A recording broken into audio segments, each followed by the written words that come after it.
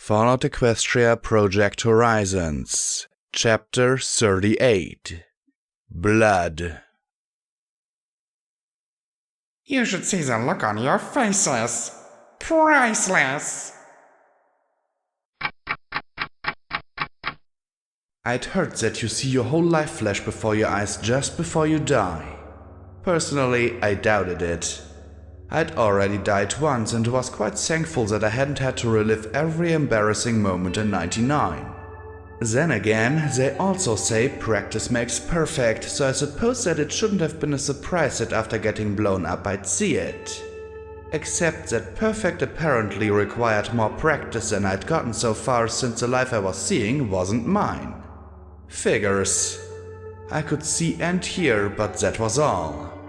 It was almost like being in a memory orb, but I couldn't tell who or even what my host was. Flim and Flem paced back and forth nervously, plucking at their business suits. The middle-aged stallions looked like they were visibly aging from stress as I watched. "I can't believe she's coming here. Why here? Why now? Of all times?" wailed the mustached Flam. I don't know. She simply demanded to see us in person about one of our products. Flim muttered in worry. It can't be the Sparkle Cola flashlight, can it? Maybe she found out about some of the side effects? Flem gasped. You don't think she's here for a share of the profits? I thought she signed off on that. Well, there's some question as to if she actually signed it or not, but legal assures us it should stand up in court. Properly. 60% chance, Flim said. The yellow unicorn rubbed his nose and then yelled, "Where is he? He's supposed to prevent this, right? That was part of our deal." "He'd better," said Flam, who then sat hard and wrung his hoofs together. "I can't believe it. Everything was going so well. Sure, the Night Stalkers could show a better overhead, but we've been making a mint dropping their eggs in zebra population areas. We've got a whole new line of poison joke products starting next month, and the Scorpio sprites have been working like a charm behind the lines. Maybe we can get through to Rainbow Dash to talk to her and..." Suddenly there was a purple flash and Twilight Sparkle appeared. I had to admit, though I'd seen her several times, I'd never before seen her looking so... scary. Her mane had streaks of grey and wrinkles that set in around her eyes and mouth. Worst of all, though, was a hard look in her eyes.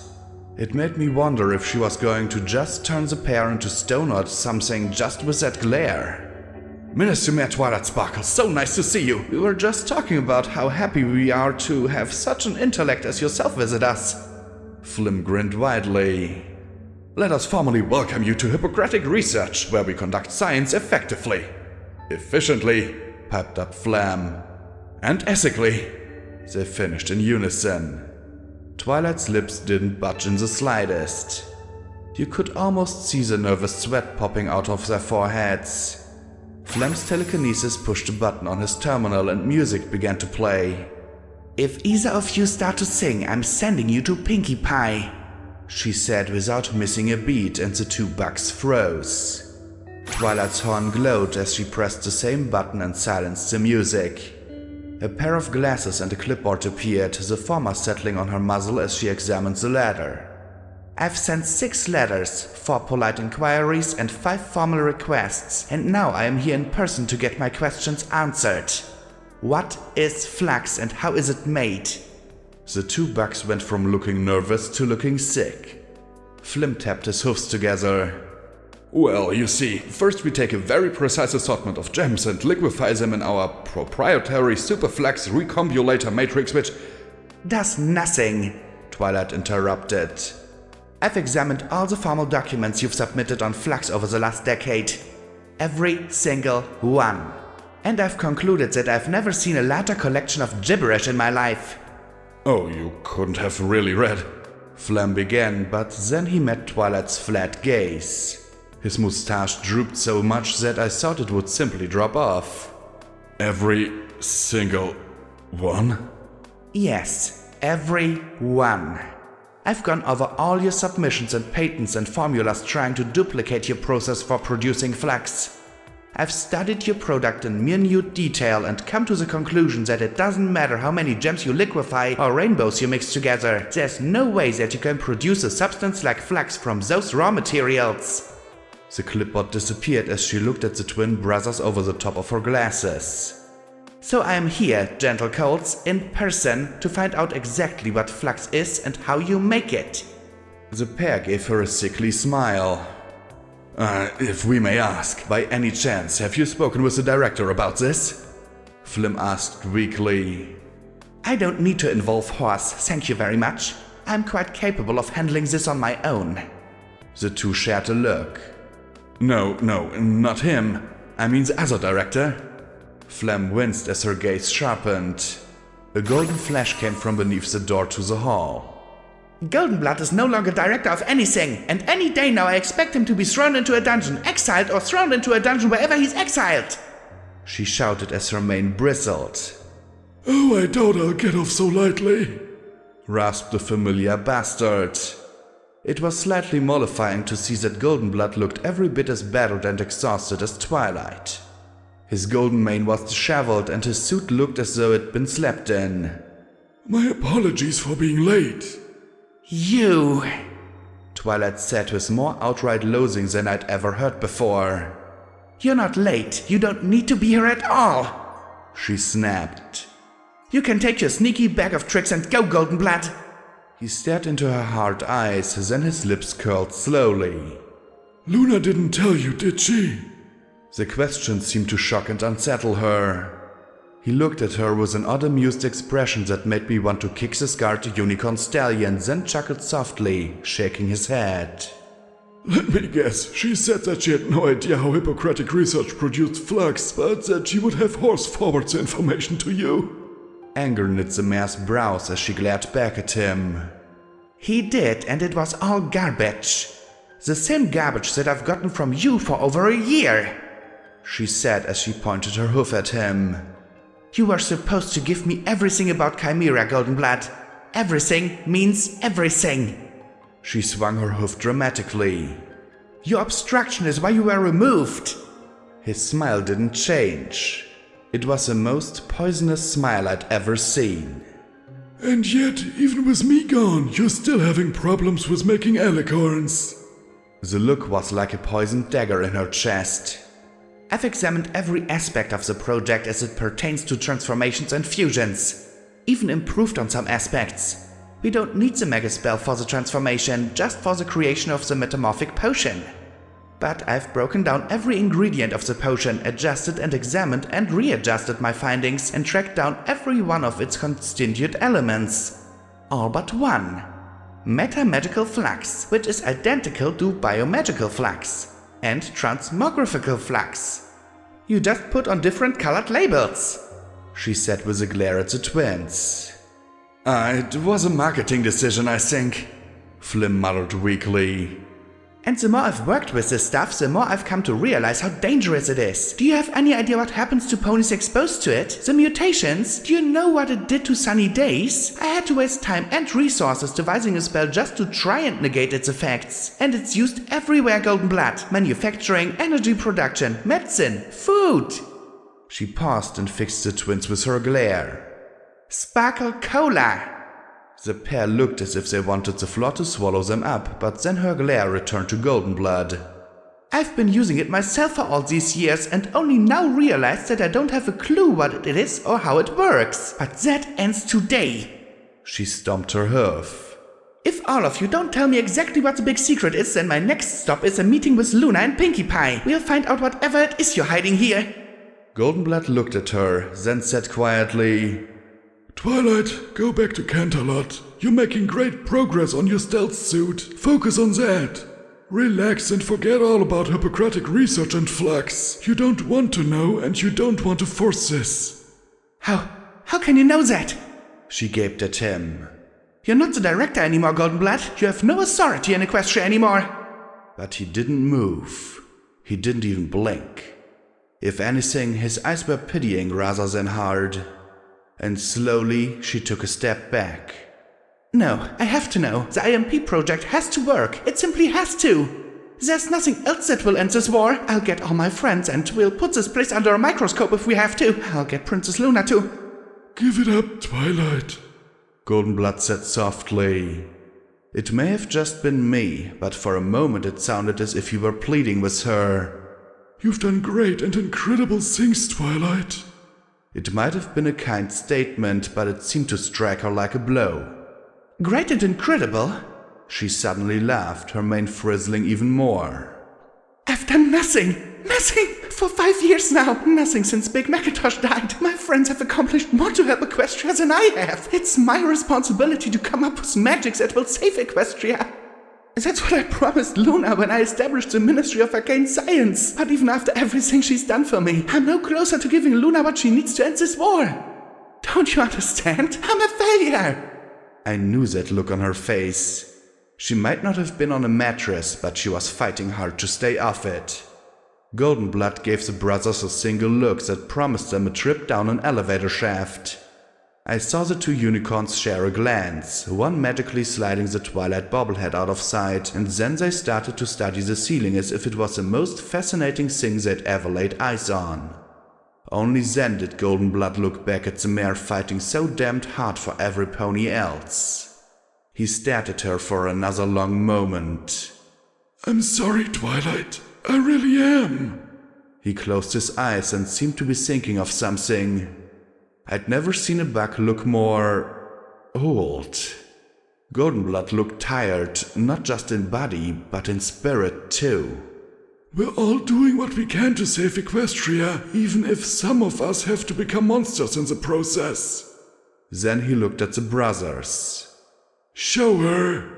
Twilight lifted her head, staring at him in confusion. The brothers shuffled nervously. I'm not sure that's...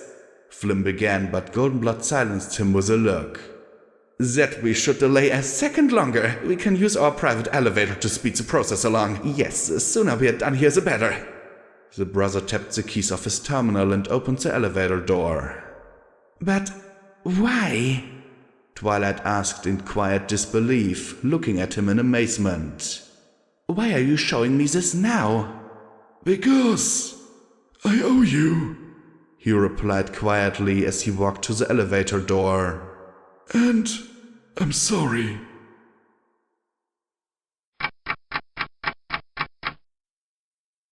I awoke, feeling some scrap metal half tangled in my mane, and shook my head, tossing it away and receiving a sting of pain as it cut the side of my face.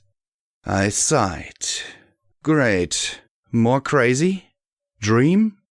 Enclave mind control device finally kicking in? Possession? What kind of commentary was it on my life when I couldn't count out any of those?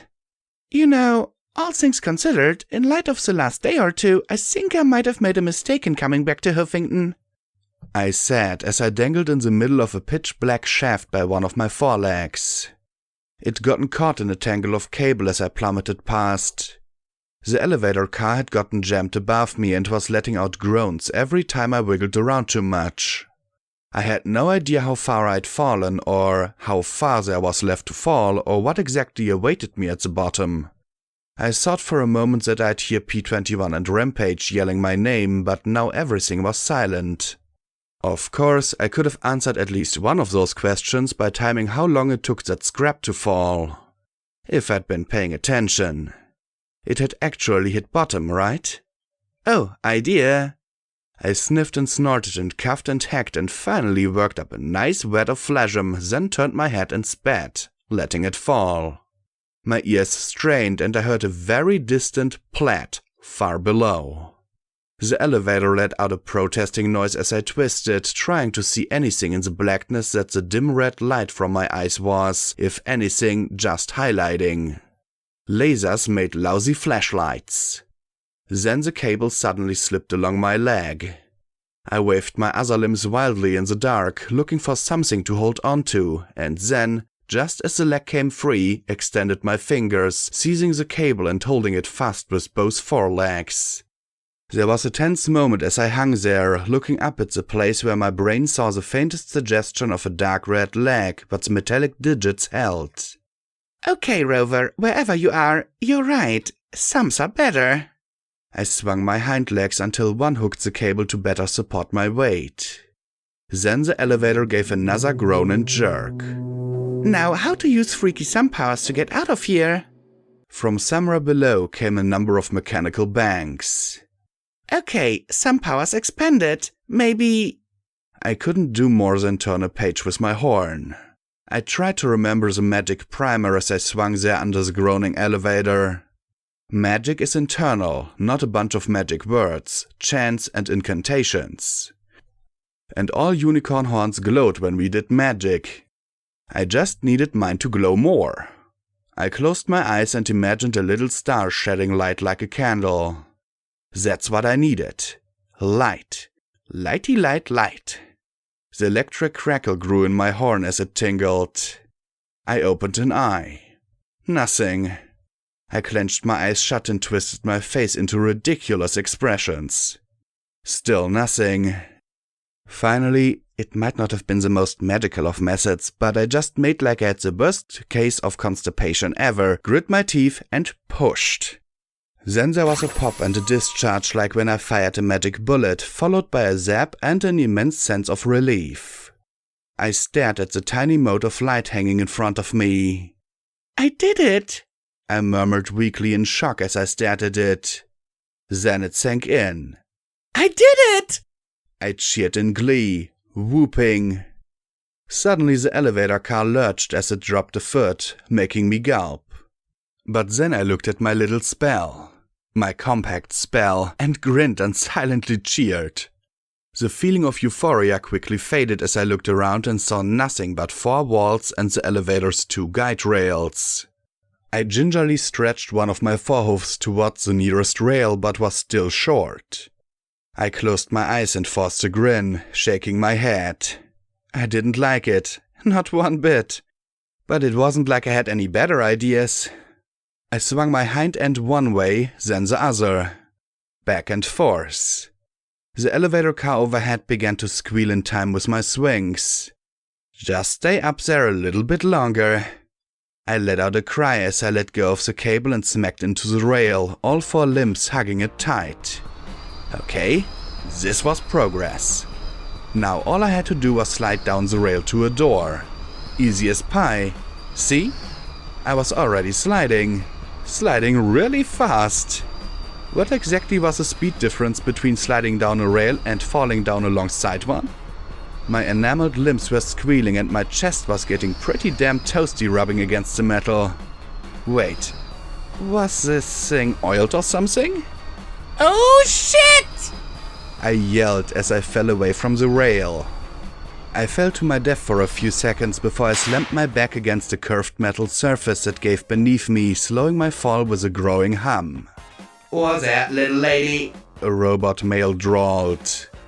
I slid along the metal, my hoofs banging and scratching the hovering orb before I dropped, and fell into a tangle of robotic limbs. The 3 cameras that appeared served as its eyes turned to focus on me. Always told him this elevator was unsafe for pony travel, but does any pony listen to old Hank? No. Please don't explode, please don't explode! I really hoped that the joke had finally run its course as I clung to the levitating robot. I ain't gonna explode. Old Hank's the finest handy you ever seen. Oof. You sure you're a healthy girl, ain't ya?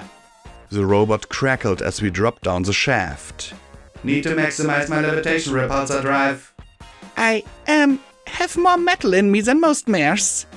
No shooting the life-saving robot over a weight joke, Blackjack. I looked around the elevator shaft. Is that so? Shoot. And here old Hank was convinced my sensor talismans were fritzed for good. Looked at you and couldn't tell if you were a mechanical or biological. Good thing I kept my access probe to myself. Wouldn't want to get fresh. We finally reached the bottom of the shaft. 2 tunnels led off in different directions. I slipped out of Hank's limbs and onto the concrete floor, very glad to be back on something solid again. I suppose that you know where I can find Sanguine, do you? The spidery robot floated there a moment, and I added, I think his name is Trueblood. The dog? Oh, he's probably somewhere in the facility over yonder, been making a mess of things. I keep on putting out repair citations and notifications and the like, but no pony's gotten back to old poor Hank since we got all called for a big sleep. Big sleep? I frowned. Oh, it was a long time back. Big order went out to power down and wait for further commands. So most of us done went quiet like the rest of city. Cause Maintenance Squad B was left out. The four of us tried to keep everything neat and tidy, but after a while things break down and wear out. All Hank's all that's left to keep things working. He sighed. Seemed like a damn shame. We had so much work we needed to do. Floors to polish, hinges to oil, and I haven't gotten around to fixing Miss Moonstar's desk drawer. Hope she's not too cross. I frowned. I'd never thought of the bombs falling from a machine's point of view. I tried to imagine having a life and then suddenly being told to go to sleep, then waking up to find that everything that was important to me was gone. Did old Hank realize that Moonstar had probably been dead for 2 centuries?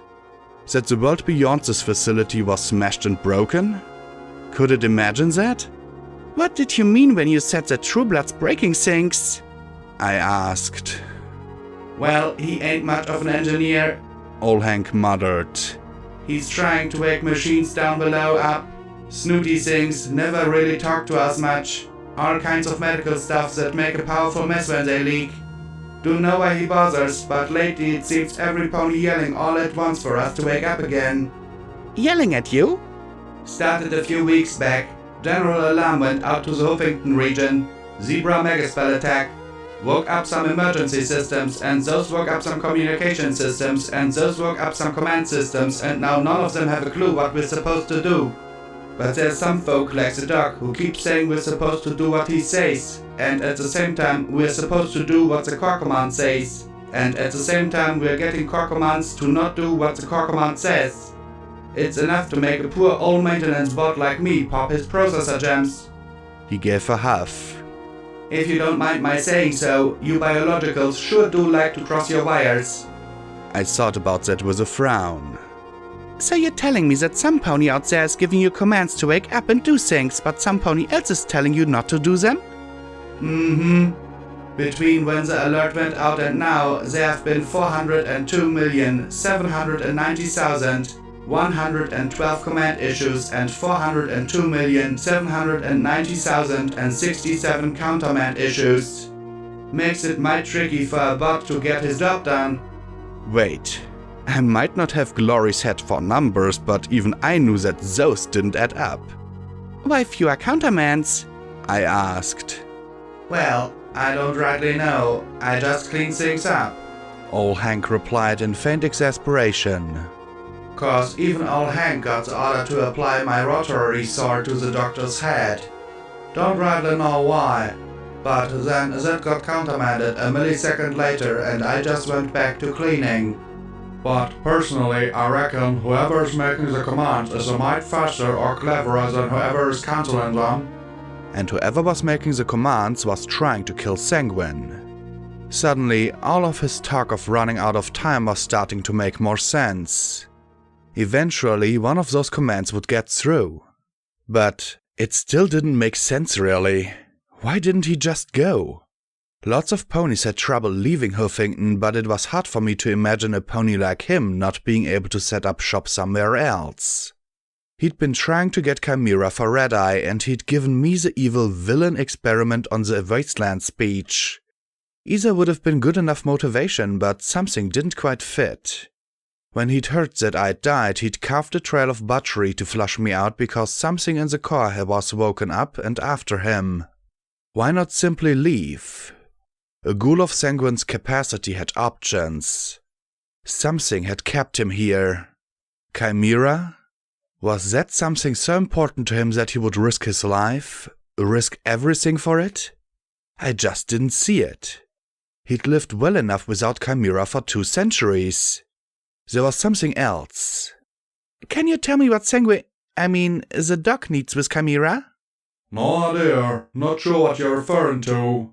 Freight Doc doesn't have much respect for the maintenance staff. Guess he doesn't put much stock in clean floors. Old Hank muttered.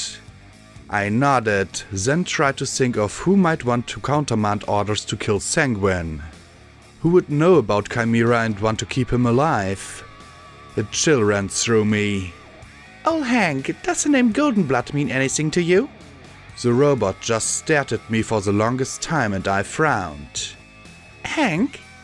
The robot's buzz saw a word as it seized me by the throat with a pincer and plunged the rotating blade straight at my face.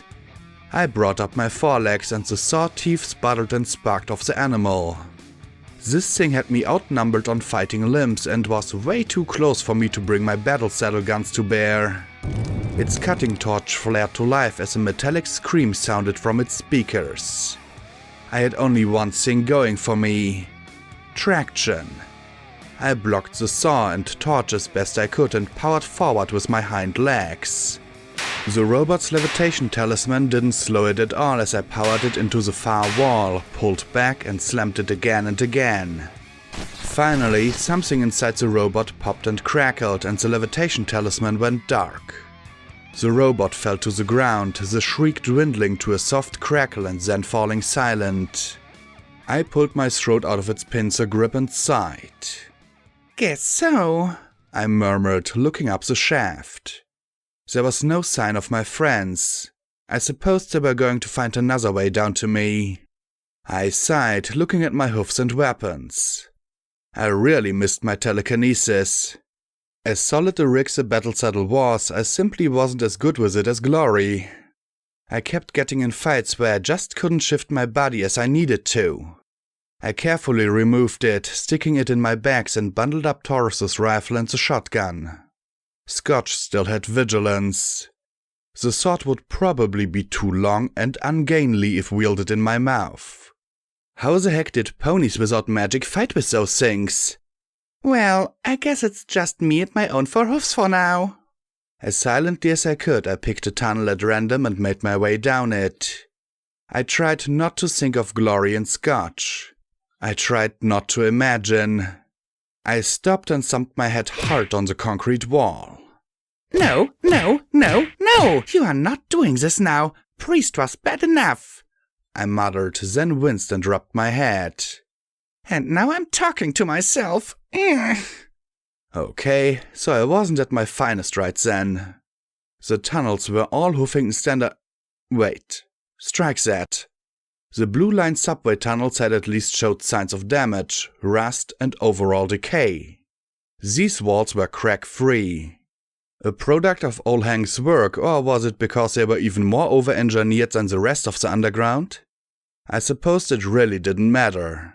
I traveled further along and reached some sort of security station in front of a heavy door. There were bones behind the bulletproof glass. And a firearm. An IF-38 Cornhusker revolver. Not the most powerful gun, but it had a mouth grip I could use comfortably without the battle saddle. In the break room behind the station was a fold-out cot and some lockers that I cleared out. And a terminal. I chewed on my lip. This really was more P-21's thing. Still, I knew the basics. Go to the login prompt, hold down those two keys there to get the debug and look for words that might be the password. Fail too often and it'd lock up permanently.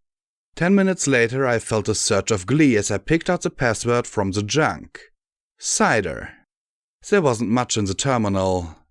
Duty roster and a complaint filed against one security bug for being scared of the lower levels. Then there was an option to open the door. I bit my lip and toggled it. The door lifted up, revealing a little shack practically invisible behind a concrete slip nestled right up against the cliff face. I heard the river flowing by and carefully poked my head out. There was the Zenith Bridge off to my left. I barely suppressed a scream of frustration. This whole time there was a back door to this place. Without a way to tell the Kunai, there wasn't a reason to leave it open and invite trouble inside. I closed it up and retracted my steps, picking my way along the other tunnel. Conduits and pipes ran along the walls and ceiling. I suspected that this was a maintenance access of some sort. I ran across a little alcove with a workbench and shelves of engineering supplies as well as some ammo containers. I chowed down on some nice juicy steel nuts and bolts as I practiced my telekinesis on a bobby pin in the lock of one of the ammo boxes, the most I could manage at the moment. The first one snapped after a few fumbles, but I felt an odd surge of pride as the second popped the lock. Blah, all magic gem cartridges and spark drums. Then I pursed my lips and placed one of the cartridges in the workbench vise. After a bit of determined twisting, the plastic lid popped off the cartridge's base. I carefully shook some of the rainbow dust within onto my tongue, and the crystalline specks popped and crackled delightfully. Not exactly the same as the whole gemstone, but still. A low snuffling and rumble filled the air, making my eyes widen. Something was walking nearby, with slow, dragging, heavy steps. I slowly poked my head back into the tunnel in time to spot the dark hindquarters of something moving out of sight. Very carefully I moved down after it as the scrap metal and gem dust restored my damaged limbs. The passageway I was in was opening up into some kind of storeroom. Clearly all Hank's cleaning routine ended here. The floor was strewn with crusted and scattered drums. Rainbow goop was spattered all over the place, and the thing was moving somewhere inside. I slipped slowly into the room and worked my way around, keeping opposite the thing and moving as quietly as possible. My rear hoof stepped in some of the goop, and I felt a momentary spike of concern as I looked back. But other than feeling like I'd just stepped in something foul, nothing was happening. Okay, another point for cyber limbs. I just had to keep it off my hide. Maybe it was time to bust out the... Wasn't there a thing in here that I was supposed to be keeping an eye on? The bellow nearly shook me off my hoofs as I turned and looked down between the battered, tottery shelving at what I assumed was once a pony. 4 hoofs, head and tail. That was a pony, right? It was as if some pony had started there and then suffered some sort of psychotic vision of massive twisted knots of flesh and barely restrained bulk. The pale form's bloodshot eyes glared around wet leather straps that seemed to be holding most of its body together. However, all that was secondary to the size of its mouth, which was filled with broken stone-like teeth. With shocking speed, the ungainly thing spun and kicked an intact drum down the aisle at me, and I barely ducked as it struck the rack behind me and burst. Quick as I could, I was running from the rain of droplets. Really, Hazardous material suit sounded great. Especially having doffed the battle saddle.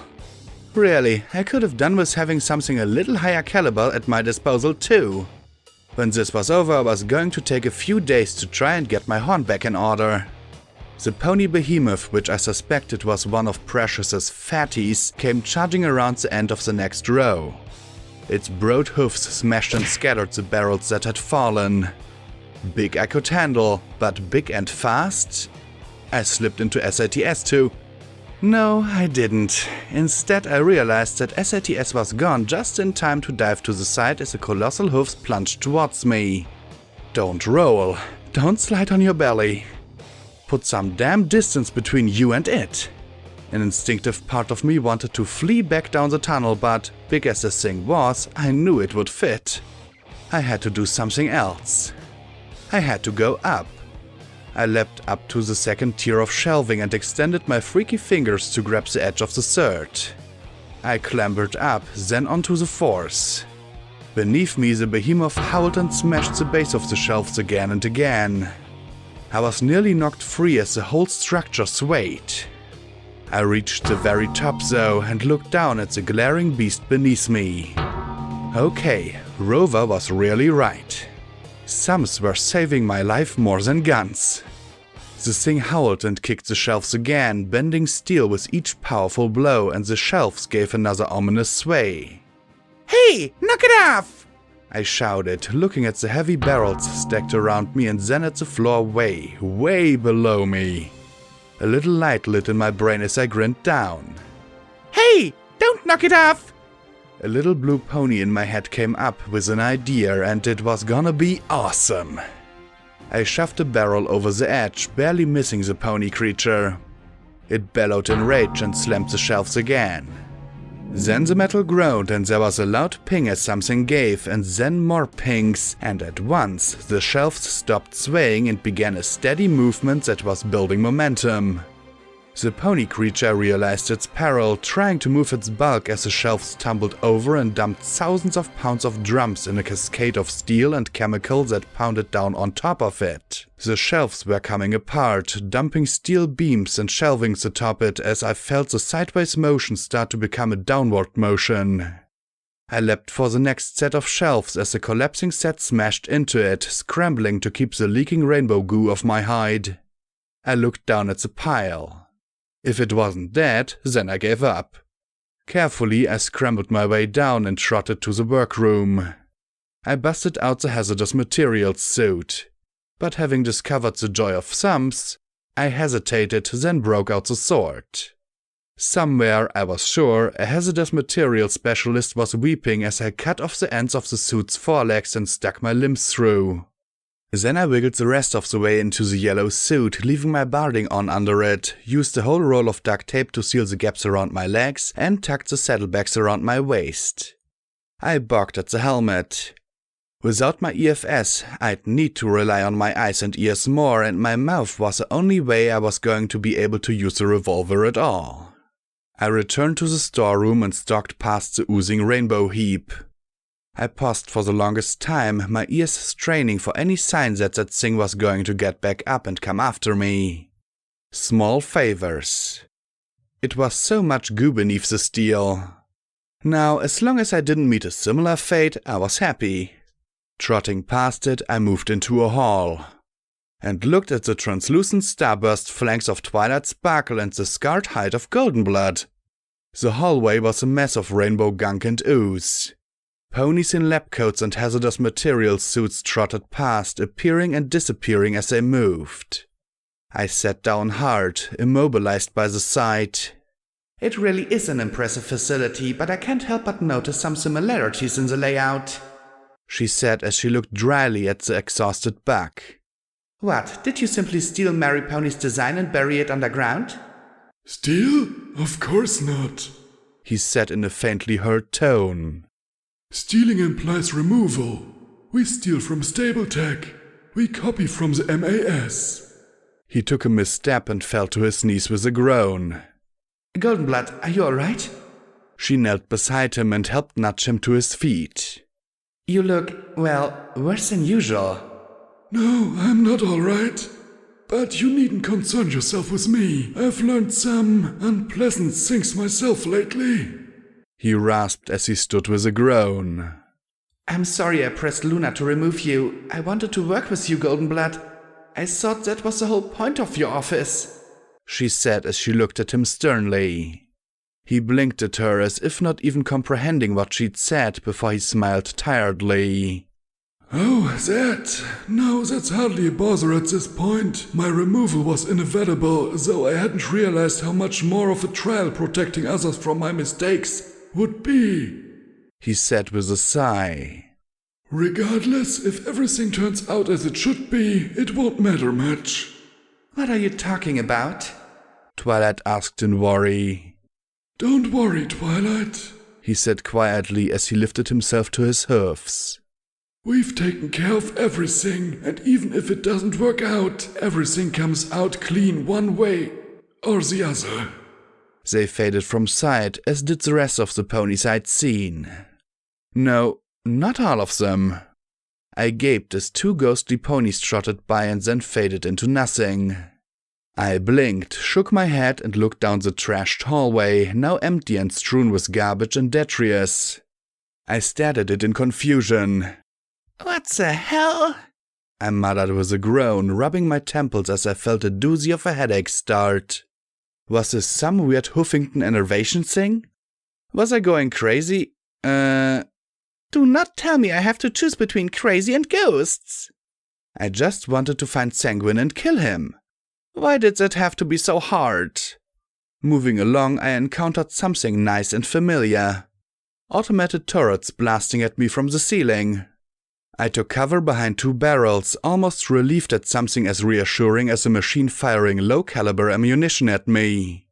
12 rounds later, the turrets mounted in the ceiling blew apart. That left me to see the other fun little addition to the latest house of horrors. Bloody bones and viscera were heaped among piles of pale white hide. The stench made me gag as I stepped past. I was liking this less and less with every minute. I was finding quarters now, bunks for the staff that had worked here. I really couldn't see ponies commuting to and from this place. The bunks were just as trashed as the rest, most of the metal smashed to scrap. I munched on a few pieces and shoved some more into my bag for the next time I felt snacky. I searched everything though and found some more ammo, some bobby pins and some Sugar Tales pawn magazines stuffed in a fire hose box. More bloody pony parts. I made my way to the cafeteria and found a cupboard with some fancy buck cakes and cans of cram. Really, what pony ate that stuff before the bombs?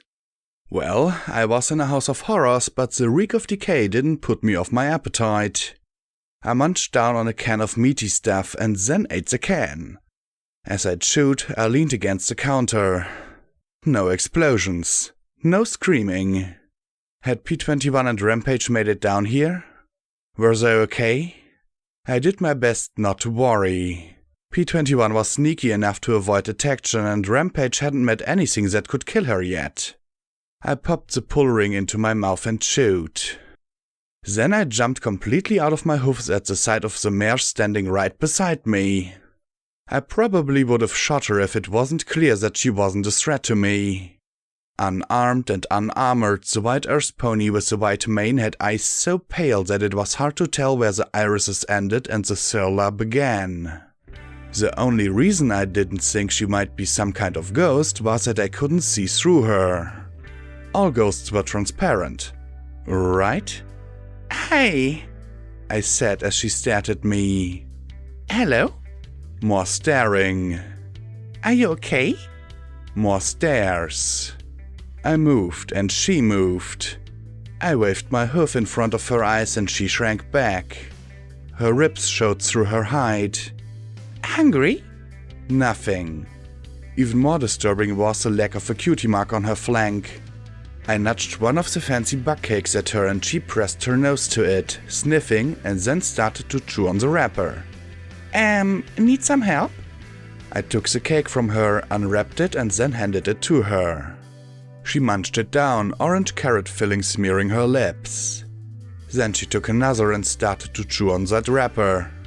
Okay, ghosts, body parts, monster ponies, and now a brain-damaged mare. "Can you tell me about Sanguine? Where is he? What's going on? Hello?"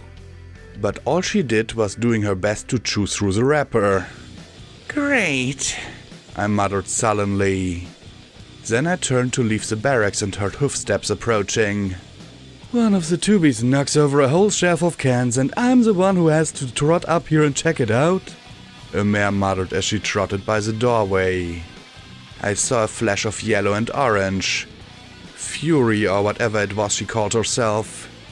I was just about to sneak out and head the way she'd come when there was a clatter. I looked back at the white mare who'd knocked over a stack of plates trying to reach one of the snack cakes. And then I looked back to find myself face to face with Fury. Her orange eyes widened in shock. "You?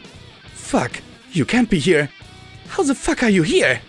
By the first "here" I had the revolver out. By the second I'd put a bullet between her eyes. She began to glow even before her body hit the ground and I scrambled back as quickly as possible. The explosion launched a wave of stinging debris at me and as I staggered back I saw her settle into a heap of ash and then glow once more and reform into a mare. "Fuck, Jerky Boy was sure we'd have a day or two to get back and get out of here before you fuckers caught up," she said as she trotted forward. The barracks were a dead end and that end was trotting forward in a leisurely stroll. I couldn't waste time with bantering. I put 2 more rounds into her head even as she heaped a scrap of bunk onto her back. I hit the deck as she exploded once again, settling into glowing ash even as I barely avoided the flying scrap metal. The heap of dust started to glow and then reformed. She glared at me in irritation. "Fuck, still don't get it, do you?" I spat the gun between my hoofs, shook out the shells, tossed a hoof full of bullets into the air, caught them in my mouth, and shoved them into the empty cylinder with my lips and tongue. How the hell did Earth ponies use guns at all? Trying for this a spot in the Foulmouse Brigade? I asked as I snapped the gun shut and looked around. It was like fighting Rampage. I'd run out of bullets or she'd get close enough that one of her blasts would take me out. The pale mare let out a bawling cry that drew the yellow mare's attention. Stay away from her! I shouted. I bit the gun and put another bullet in her head. This time I got lucky as the scrap metal deflected off my lifted forelegs rather than biting into my throat. Stay away from her? She's a fucking blank, she said, snorting in contempt. I pointed the gun at her. Yeah, keep trying that, fucking idiot. I fired again and the concussion wave smacked me into the fire hose box. I looked at the heap of ashes as she reformed and glared at me. Fuck, still not dead yet? I shot her again, more junk peppering me as she blew once more. And just like before, the heap of ashes reformed. How the fuck could I beat her? It was worse than Rampage. It was like fighting Gimini again. Wait, would that work? She reformed, glaring at me in clear annoyance. Give it up, you can't beat me. Sorry about this, I said as I put the bullet into her head yet again. But as she glowed, I turned my back to her and threw open the firebox. The explosion slammed me into the coiled hose even as I gripped the valve handle and pulled, praying to Luna and Celestia that the water was still on. The hose hissed and immediately swelled. I turned back around, holding the fire hose and pointed the nozzle at the glowing ashes. As they began to rise, I blasted them into the heap of twisted bunks with a jet of water. The yellow mare took shape again, then gasped and stared at me in confusion for a moment. Then she looked down at half the bunk lodged in her torso. Slowly she reached down and tapped it with a hoof. Fuck, she gasped and then glowed bright yellow. The explosion threw more debris at me, but I didn't flinch away. As soon as she disintegrated, I focused the stream of water on the ashes. She reformed again, and this time there were pieces of her that seemed to be missing. Pieces of mane, an ear, patches of hide. Again she blew, and again, and again. Finally she reformed and I turned off the hose. There was no way she was going to move at me again. Not with her lower body stuck in the drain in the middle of the barracks floor. She looked at me a daze. Fucking poetic, she said as she looked at herself, half trapped like Dusty Trails had been, her hide pale and her voice weak. The water sloshed and pooled around her. Like I said, sorry, I muttered as I backed away towards the terrified white mare. Didn't think it could happen. Fuck. And then she stiffened before slumping over. She glowed one final time, exploding in a spray of dirty water, and when I next looked back, there was nothing but the gurgle of ashy liquid flowing down into the shattered drain. I slumped down, staring at the hole and then at the spooked mare. I really would have liked my heart pounding right about now. Some gasping for air, some relief. Slowly the white pony stepped closer, then nuzzled one of the fancy bug cakes laying in a pool of the nasty water. I tucked the wax paper wrapper away and held it out to her. She hesitated, caught it in her mouth, and trotted away to munch it down. I tapped the back of my head against the counter, watching her eat. My life just keeps getting weirder and weirder.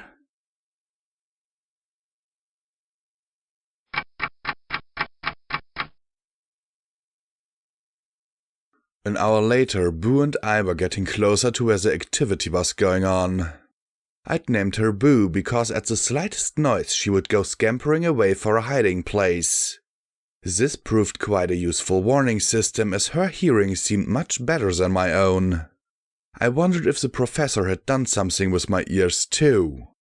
She hadn't said anything and I didn't think my ears were worse, but whenever Boo's eyes went round and she backed away, I'd find some little niche to hide in with her. There was more than just the big and ugly pony things down here. There were manticores and night stalkers creeping about too. I'd nearly walked into a knot of the shimmery snake dog things, but then I'd seen her backing up. Fortunately, the beasts either hadn't noticed us or weren't interested. A scratch between her ears and an occasional snack cake kept her going. She didn't speak and didn't seem to understand when I spoke to her. She simply reacted to things, her eyes wide and empty. Even the name I'd given her was more for my comfort than anything the mare seemed to recognize as a name. And she wasn't alone. While the big pony were the most common, there were also plenty more like her. Pale stallions and mares that stood in corners or were torn to pieces by the facility's hungry occupants. They weren't nearly as gaunt as Boo was, but they also didn't have her sense of survival. I watched in shock as one stallion simply trotted forward and was torn to pieces by a trio of satisfied night stalkers. Boo's mane was longer, her body thinner. I suspected that might mean she'd been around this place longer. We'd come to a room that looked like some kind of zoo or something. Dozens of cages were stacked 3 high, and the open cages had been transformed into dens for the manticores. Right beside it was another room with large metal tables, hoists and chains. Smashed equipment and droppings littered the floor, and Boo barked. I saw 2 manticores lounging within. "Who's a good kitty for mommy? Who is?" crooned a voice near the cages. I peeked forward and spotted breath ruffling a third manticore's mane. This one looked particularly large and nasty. "Did baby like his din-din, huh? Did baby like his meaty-weety napkins?" the mare asked before picking up a pale haunch and tearing off a hunk of meat. "About damn time that ass got the machines to crank out more than just one at a time. I swear this whole damn place is falling apart." Since Fury had gone boom, I needed some answers, but I didn't want to fight Brass and 3 manticores at the same time. There was a problem of getting Boo to follow, though. She lay there, trembling behind me, and wouldn't follow me away. A nasty little part of me coldly thought of leaving her. I needed to win. I couldn't stay here till we were discovered. I couldn't drag her kicking after me. But as I looked back at her, I took that thought and smashed it with a mental hammer till it retreated. Softest heart in the wasteland? Maybe, but I couldn't do better by leaving her behind. I shrugged off my saddlebags and emptied one out. I wondered how they managed to hold so dang much, but hardly had time to waste on that. I took a snack cake and broke it in 2, placing it in the bottom of the empty bag. Then I gently slipped it over her face. Boo jerked several times, but I hushed her and patted her mane. It felt strange treating a pony like an animal, but that was what I had to do to get her past this obstacle. Finally, I got the bag over her head and she went still. She trembled, but didn't struggle as I put her on my back and crept through the room. I froze as one of the beasts looked up at me. Then it crossed its yellow eyes and gave a belch. I supposed that there was a downside of being well fed. I got clear of the room, moving down a much larger hall. I'd kill for a map. You are here, Project Chimera here, Evil Ghoul Son of a Mule here. How nice that would be. Boo started to wiggle, so I set her down and took the bag off her head. She blinked, sniffed, and rubbed some smeary cherry filling off her face with her hoof before snorting and looking around fearfully. She was almost like my second shadow. Up ahead came numerous screams and bellows, as well as the rattle of automatic weapons and the snap of a whip. "Get that bat into the tunnel. Move it. We need to get them clear out or we're not going anywhere." I peeked into another large room split by 2 rail lines. One line was occupied by 3 more tanker cars like the ones I'd seen before, and the concrete docks were occupied by a dozen ponies wearing red barding and 4 griffins in power armor. They were herding 4 of the big fatties into the rail tunnel with whips and sparking metal poles, driving them towards the sounds of battle. There were a whole lot of smashed sentry robots inside. I wondered why the ponies and griffins didn't simply close the massive metal doors to the room. The place looked like it was under siege. On the far rail dock, a pipe on an arm extended over the rails. Bright rainbow sludge poured from the tube into the openings on top of the cars with diarrhea-like noises. Lovely. Other ponies, not white blanks but ragged wastelanders wrapped in dirty clothes, handled the filling process. From their mottled hides and the knotty tumors popping from their bodies, I suspected that they'd been exposed to too much flux as well. Unfortunately, I couldn't see any way to get past them. Hello! I spotted a flickering, ghostly twilight and golden blood trotting towards the side door. Then a ghost door opened and... I was not smart enough to deal with this. Still, it was a better possibility than trying to storm across the rails and fight my way through a dozen guards and 4 power-armored griffins. I moved to the side with Boo at my heels and carefully tried the door. Locked. I fished out a bobby pin and carefully began to work the lock. P-21 could have done it without a second thought, but I was scraping and tapping and any second we'd be spotted. Then a bullet smacked through the hazmat suit and into the barding over my flank, making me jump and grimace in pain. I spotted a griffin coming to do something presumably messy and quite probably deadly to me. The others were pointing and shouting over the noise the robot battle was making, and very soon they'd all be shooting as well. I pulled the pin out and twisted the lock with all the meager strength my horn allowed. The drum popped free and rotated, clicking open. Guess I still had a little luck left in me. I threw it wide and stepped into a stairwell going up. A stairwell dripping with flux. There was no way I was going to leave Boo behind, so before she could balk and run, I scooped her up onto my back and carefully stepped into the slimy substance, closing the door behind me. Boo was no scotch tape. I had to focus, be strong, be enduring, and be awesome all at once. If I brushed the flux-splattered walls, if I slipped and dropped her, I remembered the screaming room all too vividly. Don't wiggle. Please, don't wiggle. I groaned as I made my way up the steps. Skinny or not, she was fully grown and she'd recently eaten a lot of snack cakes. I made it up the first flight, reaching a barrel smeared in the faintly glowing goop. I felt the hazmat suit covering my belly brush against it as I carefully climbed over. One tear and I'd be back on the road to having screaming guts. I was halfway up the second flight when I froze just in time to avoid having a dollop of goop fall right in my face. I stared at the stringy streamer it left behind. Another drip. Down below me, the door opened. Here, pony, pony, pony, pony. Grated a male griffin through a power armor helmet. No time. I waited for the next fat drop and scrambled up to the next landing. You're one crazy meat wagon coming in here.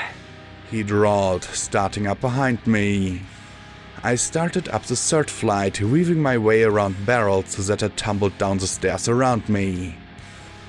I'm so going to giant quarters first for making this annoying. He grumbled. I reached the third landing just as he came around the corner behind me. I took one glance back and then shoved a barrel hard down the stairs at him. The rusty container flung rainbow flux everywhere and burst like a blister when it struck him, coating his faceplate in goop. He fired wildly, blinded by the sludge as I disappeared around the corner.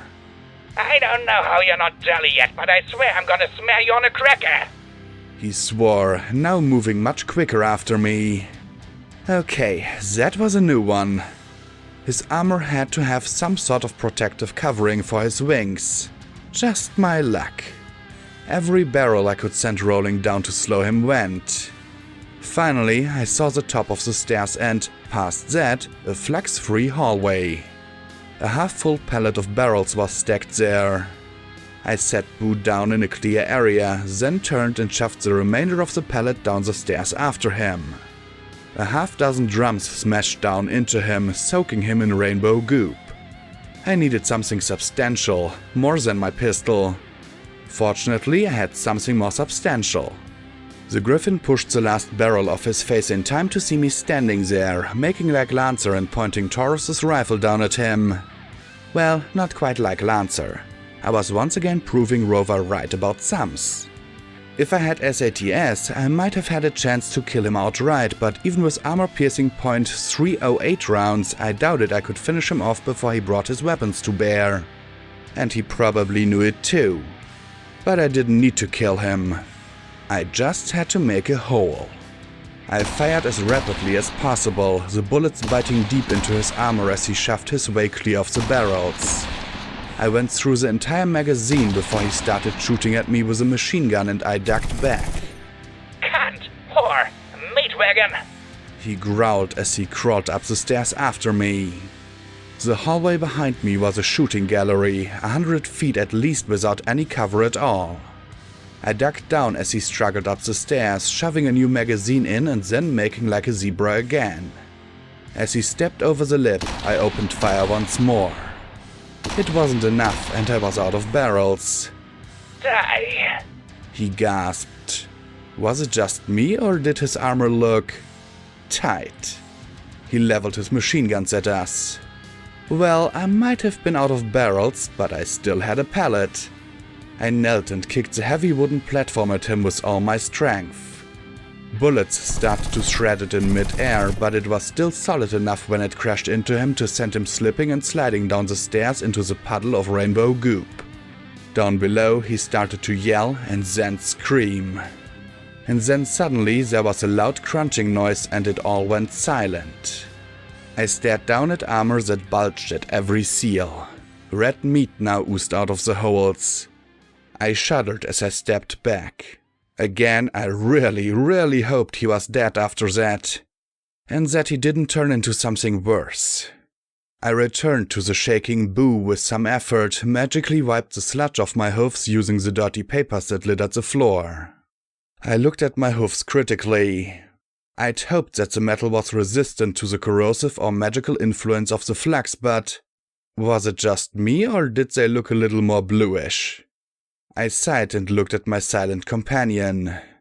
What this place really needed was a balefire bomb or something. She just stared at me. And I'd thought P-21 was a lousy conversationalist.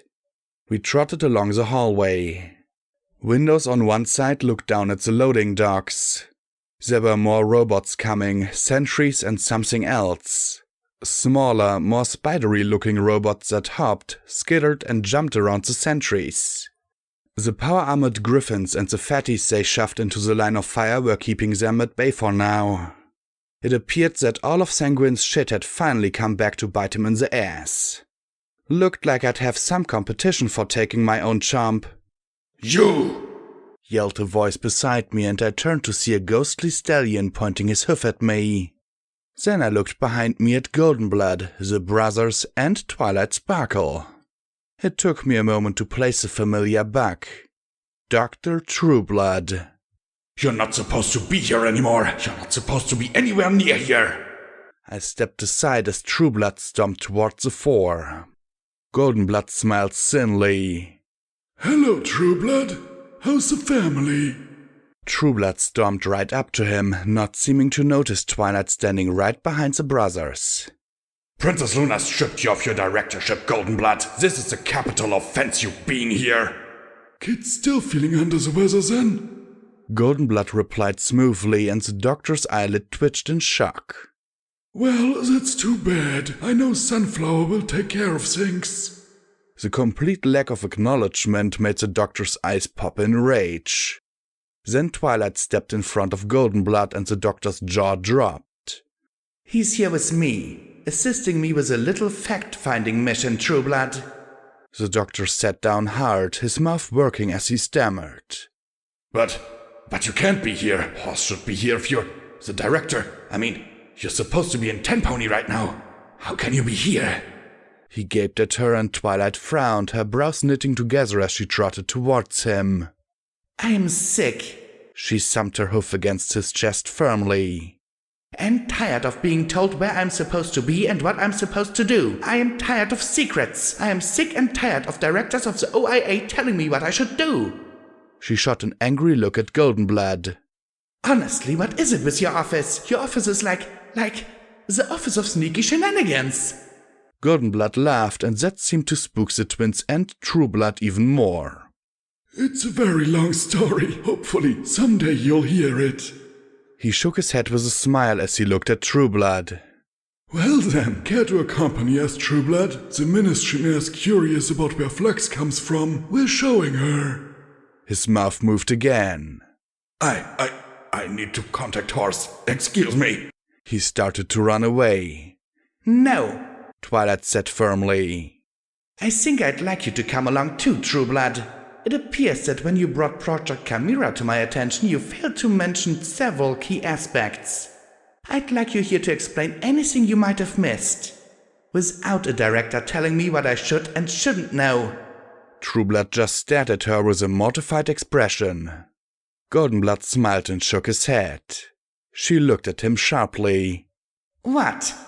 Nothing. It's just nice to see you like this again. He murmured softly as together the five continued flickering down the hall. I couldn't help myself. I trotted along behind them with Boo at my heels. Personally, I was just dying to find out more about Goldenblood's secrets myself. The group disappeared and reappeared as we walked together. 3 more times, Trueblood tried to excuse himself, and every time Twilight refused to let him scurry off. The windows looked down at another large room. This was full of dozens of pods, similar to the ones that had held the folds in the Fluttershy clinic. Many of them had clearly been damaged or tampered with, and several held bones inside. Twilight looked down with obvious disgust. What are those? Hazardous biological samples, Goldenblood explained. Combinations where either the host was dangerous or the combination unstable. Some combinations, phoenixes, dragons, manticores, produced a pony hybrid that was too aggressive to field safety. We store other unique biological samples as well, Trueblood muttered. You never know when you might find them useful. You better not have any samples from me in there, Twilight said in shock. Luna expressively forbade any biological samples from herself, Celestia, the Ministry Mayors, or myself. Goldenblood replied, looking over at Trueblood. She was rightly concerned that some ponies might try some inappropriate meddling. I don't like your implications, Trueblood retorted. You weren't supposed to, Goldenblood said pointedly. The next set of windows opened up to a room that resembled an arbiter, and I was so glad that I couldn't smell the contents. There were 4 steel tables in a row with 4 machines hanging overhead that reminded me of old Hank's limbs.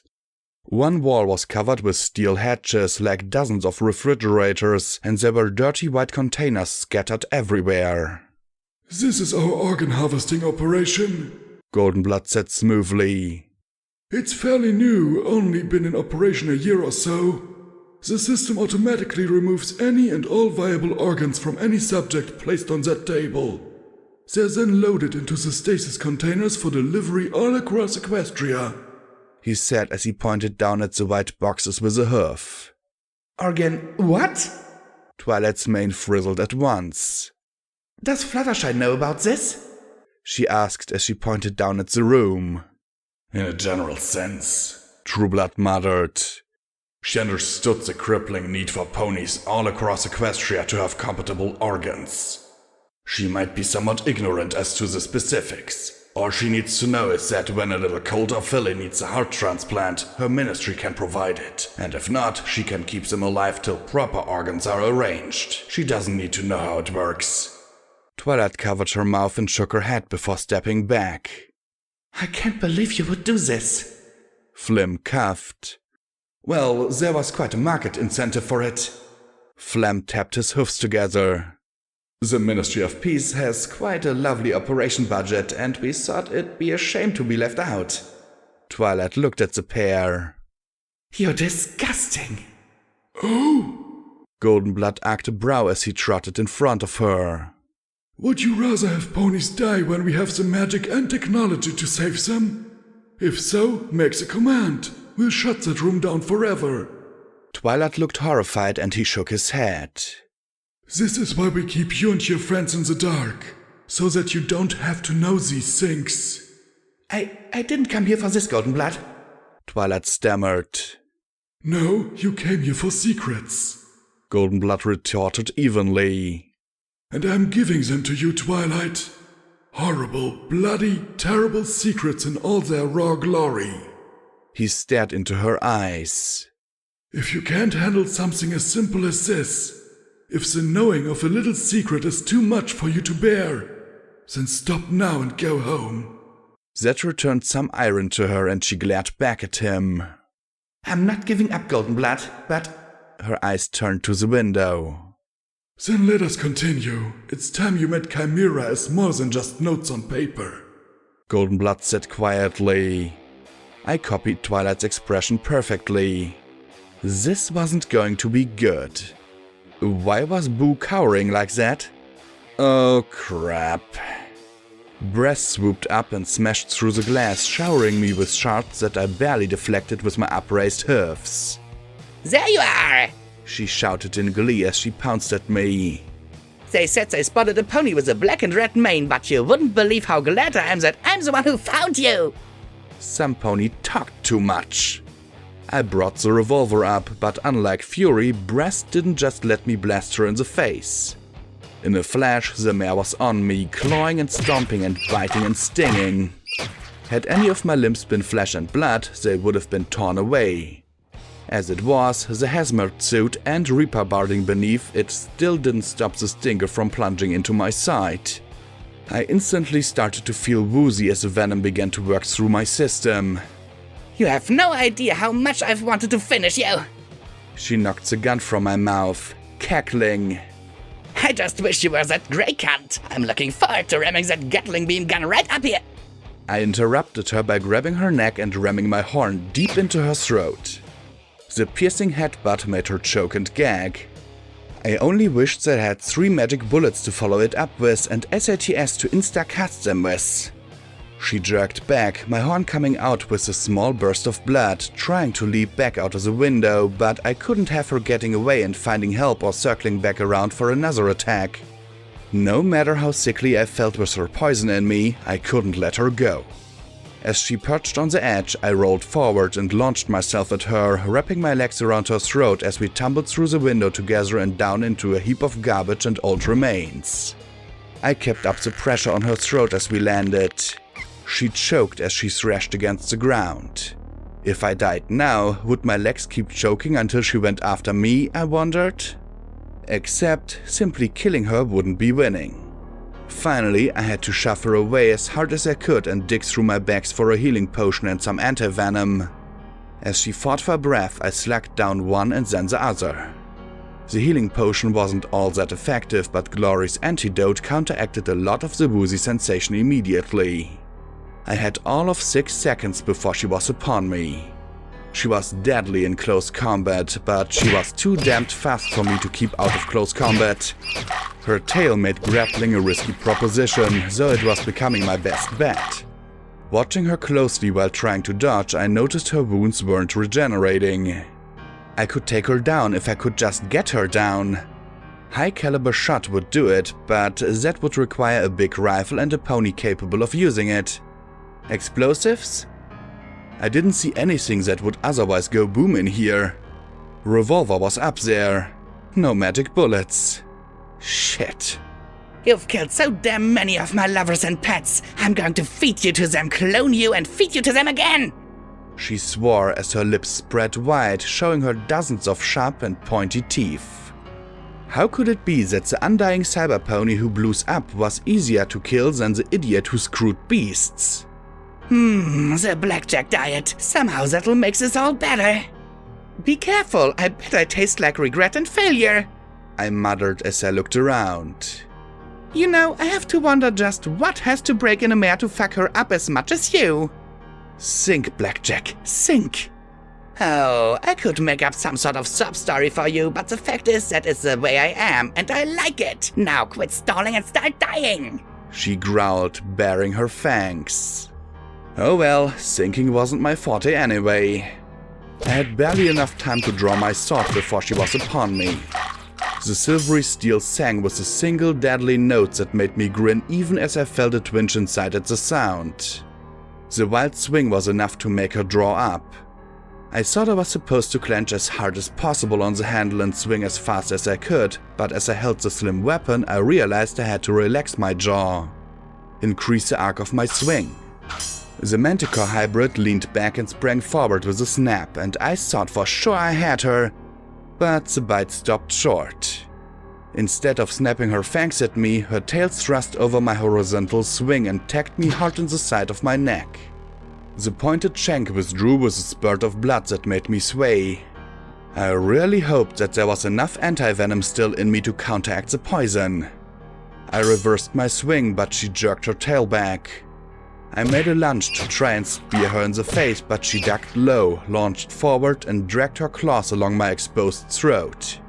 I nicked her ear in my counterattack, but again she was too fast for me to do anything substantial. If I'd been flesh and blood, I'd probably be bleeding out right about now. Only my body's automatic regeneration had slowed the bleeding from my neck. I suspected that if I had my pip back, the health monitoring system would be informing me that I was all kinds of fucked up in the head and torso regions.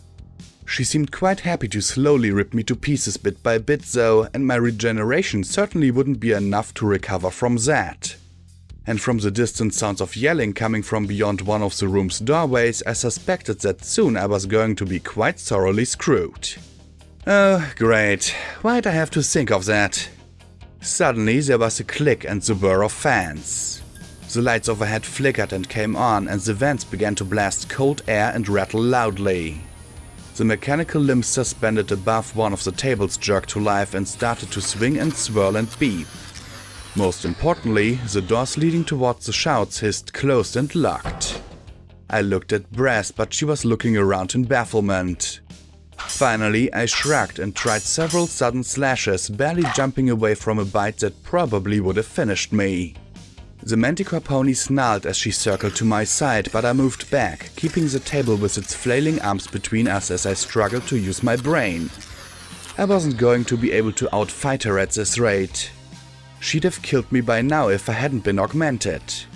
If I attacked first, chances were she was going to dodge and nail me with her stinger. I needed to make her attack first if I wanted a chance at hitting her. How to do that though? Well, when in a fight to the death with a monster pony about to tear you to pieces... I raised my forehoofs in the shape of a T, then rested the blade on the edge of the table as she gaped in amazement that I would do something so... foolish. I kept the handle inches from my mouth as I smiled at her. Listen, Brass, before you kill me and eat me and stuff, there's one thing I just got to know. Did you do this whole Manticore Transformation thing because you couldn't find any of your own species to fuck? That did it. With a Manticore's roar she lunged, all bestial rage and fury. She pounced forward as I took the sword and swung, the blade humming in the air as it connected with her leading foreleg and cleaved the limb off completely.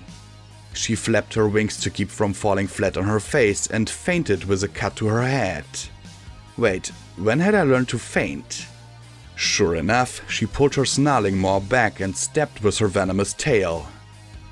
The sword reversed and sliced the bulbous tip away. She screamed, taking to the air as her stumps dribbled blood. She let out a pained roar as she flew out of range, a roar that was echoed from above.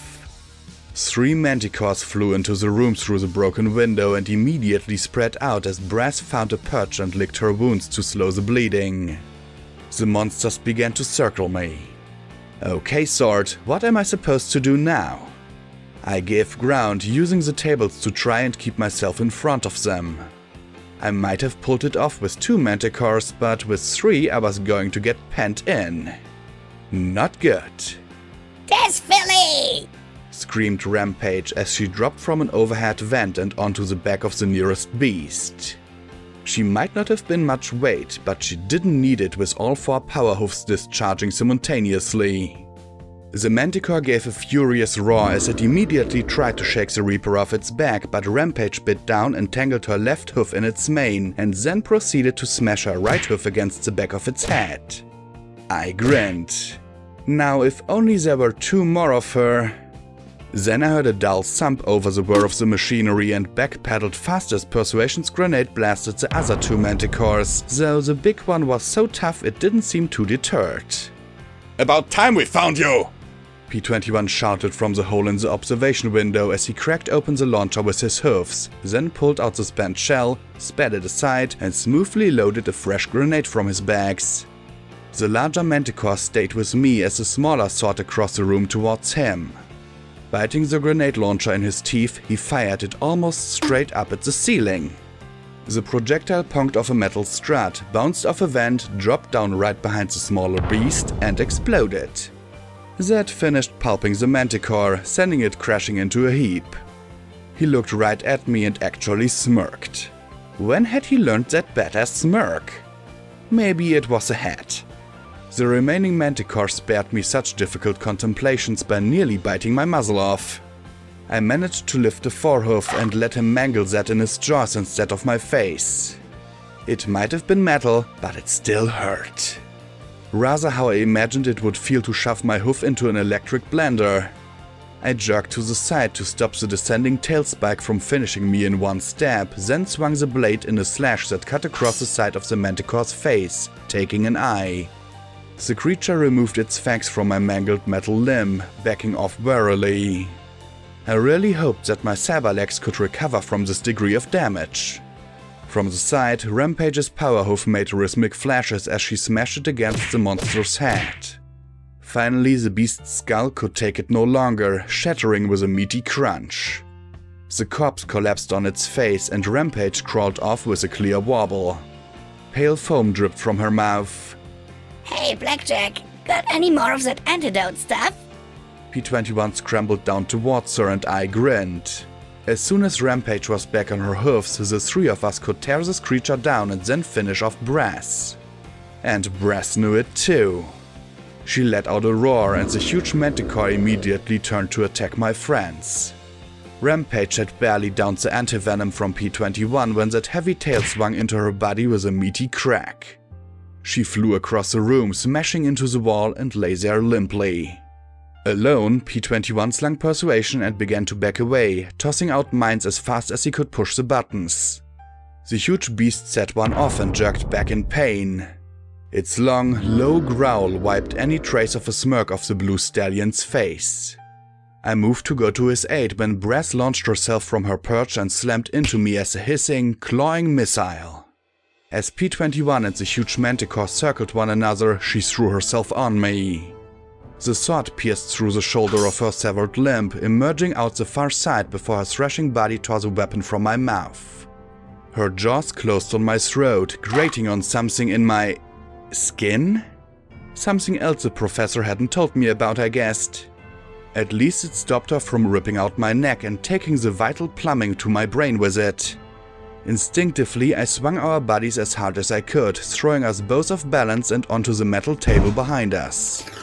The machine overhead whirred, pincers snapping and saws whirring as we wrestled. I couldn't get a breath through my crushed throat. She screamed into my neck as the machine opened up her flank with a scalpel, her thrashing tail knocking the metallic limb aside. A mechanical claw gripped my head, saw blade trying to cut around my eye socket as I jerked and thrashed. This was not how I wanted to fight. I glanced down into her furious, blazing eye. An eye that swore evisceration for me and then P-21, then all-you-can-eat buffet status for Rampage. I'd killed her pets and her lovers, and that frenzied glare promised to do the same to me and mine. So I extended my fingers, grabbed the side of her head and shoved my metallic thumb into her eye socket till I felt it grind against the bottom. She disengaged her jaws enough for an agonized roar, thrashing wildly as I pushed and shoved her away. I grabbed the edge of the metal table, pulling as hard as I could. Bloody strips were torn away from my ears and cheek as I pulled myself out of the machine's grip and flopped onto the filthy floor. My throat was a ruin, my face was coated in blood, which I'd lost far more of than could be healthy, implants or no, and I wasn't sure if I was breathing through my mouth or through the hole left by her fangs. And looking back at Brass, I realized that I'd gotten lucky. The mechanical pincers seized her thrashing limbs and flopped her onto her back. She screamed in terror, and had I been able to move to stop what I knew was coming, I would have. As it was, I was too battered to even look away as her limbs were pulled taut. A sickle on the end of a thin beam swung down and stroked from crotch to throat almost like a lover's caress. It hesitated for a moment at her chest, then hummed and vibrated as it tore through her sternum. I looked away then, but nothing spared me from the sound of the bone cracking or the scream she let out as the metal hands opened her wide. The huge Manticore forgot all about P-21 at that point and roared, flying over the table with such incredible ferocity that the harvesting machine was torn from the ceiling in a shower of sparks, the bloody mechanical claws releasing as the limbs and equipment were scrapped. Stumbling to my hoofs, I looked at the mess that was left of brass and pulled the sword out of her. She stared at me, and I did all I could not to look at her failing organs. This was way beyond a healing potion or 10. This was more than even Hydra could heal. Sanguine can fix. Please, don't wanna die. She whimpered at me and swallowed hard. I'm sorry I've been a bad pony. She gasped as she shook on the table. I couldn't say a word, given my throat was still slowly knitting back together. At least I could breathe. Kinda. The huge Manticore returned and I backed away as it gave a low snarl. Rampage was back on her hoofs, but she still looked like half the bones in her body were in the process of healing. The immense beast scooped up Brass in his paws with incredible care, cradling her in his forelegs as he gave a soft, churring sound and nudged her with his broad leonine nose. She lifted her remaining forelimb and stroked his uninjured cheek. You big baby, she rasped as the Manticore started to lick her wounded face and mane. She licked back once, then finally closed her eye and went still. Let's go, Blackjack, P-21 said as he heaved my bloody body across his back and struggled to carry me up the heap of debris to the shattered observation window. The lights began to turn off and the clicking machines stilled. Boo shook as she followed, keeping her distance from all of us. I couldn't blame her, with me in this state. We were well down the hall when the huge Manticore let out a long and mournful cry I wouldn't ever forget.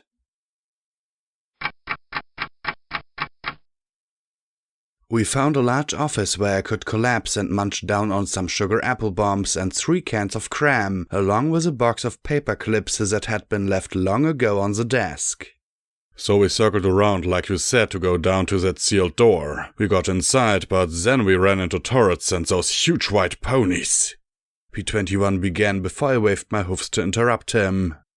Boo was in a corner munching down on some more snack cakes and making a mess of herself. Wait, I told you what? I frowned, pink, crumbly, meaty stuff stuck to my lips. I didn't remember any of that. I frowned, chewing the can thoughtfully as I looked at the pair. Remember? We called down for 5 or 6 minutes. The elevator was only 10 or 20 feet down before it jammed. You finally said you were alright and that we should go through the door and meet you down here. Warned us to watch out for the turrets too. P-21 said, sharing a look with Rampage. That, is she going crazy or does she just not remember look?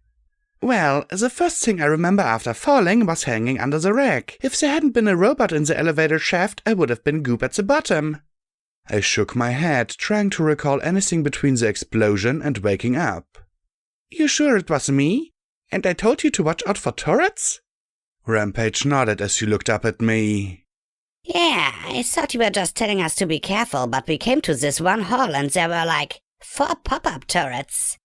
If Blue over here hadn't been on his hoofs with a grenade ready, I think I would have been dusted and he would have been toast. P-21 frowned at her but looked back at me. It wasn't like we were just trotting along, but yeah, your warning had my eyes open for the turret casing in the floor. Anyway, as soon as we started running into those huge things, we tried sneaking into the vents to move around. Yeah, they're always doing that in the books, Rampage said with a grin that faded as she considered. Though it was a little bit tight and there were night stalkers, and there was the whole getting lost thing. I winced as my mangled metal hoof began to ping and pop, the repair talisman's pink glow slowly putting it back together. Cram with rubies, the perfect choice of regenerative snack for cyber ponies. Who knew? Once I was digesting the can and some stones, I lay back and let my body mend itself. I was ready to take a break for an hour or two, but then again I had no idea how much time we had. My eyes scanned over the old photos scattered on the desk. A smiling mare and 2 colts beamed out of the grainy black and white photographs. There were a few pictures that had been clearly damaged. Annie with a stallion had been cut to omit his face. I took a little more interest in the office and noticed the terminal. For once, P21 wasn't all over it with his mad arcane science skills. Yet, after much harassment, he got up and started to hack into it. There was something here. Something. I just knew it. After several attempts, he finally got in. I was right, there was a whole ton of medical and scientific gibberish I couldn't begin to understand. Finally, though, I found something I could. The message box. OIA internal message number 345-01-92. Look, I know you can't access any of the systems with them on lockdown, but you can keep extracting flux from the source. Right now, your job is to find any dirt on Goldenblood you can, particularly related to Project Redout and Project Horizons. I swear we're finding more skeletons than I ever imagined possible. We've got to keep the Ministry mayors from knowing the truth. If they found out, well, just keep your eyes open. I wish that Trottenheimer and Silver Stripe were cooperating, but that half-breed is dragging her hoofs and I haven't been able to find out where Trottenheimer was transferred. Horse. OIA internal message number 349-01-92. I understand your concerns about Twilight Sparkle's pursuit of the impelled metamorphosis potion. Please understand that it is not in Equestria's best interest for her to succeed. In this, I am in agreement with that bastard. Do not attempt to contact Princess Luna directly about this potion. You won't like where it lands you. Just make flim and flam and send her the usual garbage. Oh, and remind them who's buttering their bread now. I'll cut them off from the flux if they forget again. Horse. OIA internal message, forwarded, number 351-20-01. Honey, please come home again soon. I know you're under a lot of stress with things happening at work. I know that you can't tell me what you're doing, but remember that I love you. We love you. I hope you make it back in time for the gala. I know some time off will do wonders for my very special sun pony. Nothing shattering. Still, it made me wonder about the cut-up photographs. Jealous coworker? Guilty spouse? I turned to get P21 and Rampage's opinions, but then I spotted him tossing an empty medic syringe into the trash and frowned. Did you get hurt? Rampage glanced at him and immediately her smile sickened. Haven't we all? He replied without meeting my eyes. I frowned as I looked at him. I'd gotten hurt. In fact, I could have done with a shot of the painkiller myself if I didn't know my body was repairing the damage. But despite all that fighting, I didn't recall him getting scratched. No, actually, no, I don't think you got hit since we entered the woods. Well then, my leg hurts alright. He scowled, leaning back with a sigh. I'm just worn out. I hate this place. With everything that's happening, I just need it to keep me steady. He closed his shadowed eyes a moment and then looked at me. I didn't think I'd ever seen him looking so tired. Okay, just take it easy on that stuff, okay? I said with a small frown. He didn't answer as he lowered his eyes on his leg. I looked over at Rampage, but she simply shrugged. So, what's her story? The filly asked as she pointed at Boo sitting nervously in the corner. I'd been so coated with blood that she hadn't come any closer to me. I was a little worried that she might try and run off. I don't know. I've seen at least a dozen, all Earth ponies, same color, eyes and everything. The only ones that are different are the big, aggressive ones. Otherwise, the only difference is gender. I gave a little shrug and looked at Boo again. I think she's been around longer than the rest. She was hungrier than the others and knew to hide to stay safe. Yeah, but the others? We saw two just stand there when some of Red Eye's ponies were playing target practice. They didn't get what guns were, didn't try and fight them off or anything. They just stood there, and when one died, the other just looked at her. It's like they're animals or something. Rampage said with a frown. Stupid animals at that. I sighed and shrugged. Your guess is as good as mine. I looked out the door. This place was hazardous and a whole lot bigger than I anticipated. The only question, the big question, where's Sanguine? Rampage replied. One of Red Eye's ponies said they were dicking around with Chimera. Apparently they got back and are trying to get EC-1101 to work while they finish loading something. That would be the tanker cars I suspected. They say this place is too damn dangerous. They're under attack. By something. The thing in the core? I sighed and rubbed my nose. Then I remembered something else. Have you two been seeing ghosts too? Predictably, both of them looked at me like I was crazy. I sighed, waving my mangled limbs, wincing as the repair magic pulled and pushed and remolded the leg back into its original form. It felt like the whole thing was made of wax. Okay, not ghosts, but images? Transparent things that are there one moment and then gone the next? You're our expert on seeing things that aren't there, P21 said with a sigh. What is it this time? Twilight Sparkle, Goldenblood, Sanguine, and the two brothers. When she came here to find out about how Flux was made, apparently it was a big stink. Goldenblood first told her to go, but something changed his mind. Then they were touring this place. I rubbed the back of my neck with my good foreleg. Then I got tackled by Brass, so I don't know if they said anything after that. P21 looked at me for several seconds before he finally shrugged. I looked at Rampage, but the striped filly just deadpanned. Don't look at me, I got as much clue about stuff like that as she does. She gestured over at the oblivious Boo. I sighed, rubbing my head. I'd just be glad if I had a map. Oh, we found one, Rampage said as she looked at P21. Okay, Blackjack, don't face off. I looked at him, but he simply gave me a flat stare in return. What was wrong with him? He dug into his bag after several seconds of me staring and pulled out a folded piece of paper. I focused on it, then finally got it levitated and unfolded. Hey, not bad, Rampage said with a confident smile. I figure I'll be able to use a gun again in a year or 10, I replied dryly, trying not to flush at the compliment.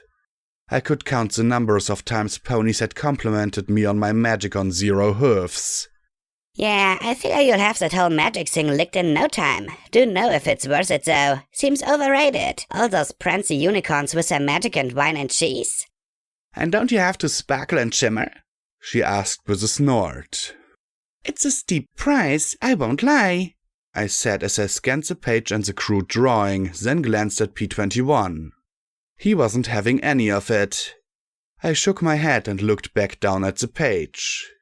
I know you keep getting lost down here, but don't let security catch you with this, was mouth scrawled at the top of the page on the back of some sort of spreadsheet. There were 6 circles on a ring around a larger central circle. The circle at the top was marked Security/Barracks. The upper left and lower left circles were Storage/Pens and Distribution/Receiving, respectively. The bottom circle was marked Organs/Life Storage/Refrigeration. The lower right circle was Fusion and the upper right Copy Room. In the middle was Production. There were halts connecting to the center, but the note was finished with a warning. No matter how late you are, never try to cut through production. Those security ponies do not accept "I'm late" as an excuse. If you absolutely have to cut through, you can follow the elevated pipes to get from the copy room to distribution, but you'll have to shell out at least 50 bits at each end. And remember the golden rule. Never go down below into production. It's practically all red tunnel down there. I didn't see anything marked Chimera or Control, so I had to assume it was either in the middle or somewhere down below. I suspected it would be in the most secure area of the facility. Still, something about the layout made my eyes linger. I frowned. Why did it look familiar? Then it hit me. It looked almost exactly like the symbol used by the OIA. Somehow I didn't believe that could be a coincidence. So, we can just go straight to production? I asked with a frown, looking at Rampage. P-21 sighed and muttered, Blackjack, when has it ever been as simple as go straight there? Of course. Silly me. There's big red doors that are closed up tight. Heck, even the vents are barred. Rampage said with a frown. We'll have to find another way around. I looked at the map, then tapped the circle marked copy room. If there was a way to get to production undetected from there? So, we just continue around past Fusion to here and look for pipes, I said, smiling at the others. Rampage nodded, but P-21 just stared off into space. I trotted up next to him. Hey, you with me? Yeah, just tired, he muttered, closing his eyes. Can't stop thinking about Priest, how he died. Right there, just like that. Rampage frowned. No offense, but aren't you taking this a little bit too hard? You knew him, 2 days? Not exactly a long time. He glared sharply at the striped filly, but she didn't bark. Don't get me wrong, he was a good pony, but it wasn't like you two were making adorable sweaty bucklovin', right? I don't have to justify my feelings to you, Rampage, he snapped. I liked him. She rolled her eyes. Yeah, so did every pony else. He was the nicest damned pony in the wasteland. Yeah, really. I think he had an allergy to being mean or something. Rampage said as she trotted towards him, looking evenly into his eyes. But it takes a lot more to make your relationships than a few days of cuddling. You have more of a relationship with Blackjack than you did with Priest. Rampage, that's enough! I snapped, then looked at the miserable-looking stallion. He sighed and shook his head. I just hope that when we kill Sanguine, some of these things I'm feeling die too. I'm so sick of this place. I sighed too, looking at Rampage. The filly just snorted softly and turned away, muttering about him needing to lose an extremity before being allowed to be sick of Huffington. I forced a smile, nudging his shoulder. Come on, P-21, let's get this done so we can catch up to Glory and Scotch. Then you can tell her everything she needs to hear. He didn't open his eyes. What if she's dead, Blackjack? I waited so damned long. What if she's gone? He hissed sharply and smacked the floor beside him, gritting his teeth and thumping the back of his head against the wall. Then you tell her anyway. I was the equestrian grand champion of kicking myself. I knew the signs, but I would never have expected them in my stoic blue friend. But no matter what, we've got to get through this first. All that stuff comes later. I nudged his shoulder. We'll be there when you do, either way. He relaxed a little, nodding. It's not all about me, I had to remember that. I had to. P-21 had his problems too. Problems he bore silently and with dignity. I smiled at him and spread my forelegs wide. Huck? He looked at me, then sighed and pulled himself to his hoofs with a groan. Let's get going. I blinked at him as he stepped back out of the office, my legs still spread wide. Then I slumped. What's the matter with him? I said after a minute. Did I do something or... Not all about you, Blackjack. Remember? It's probably just me, but he's using an awful lot of medics. Rampage said quietly. So? I asked as I looked back at the filly. She face-huffed. Hello, Blackjack, weren't you ever taught about drug addiction? She asked in a sarcastic tone.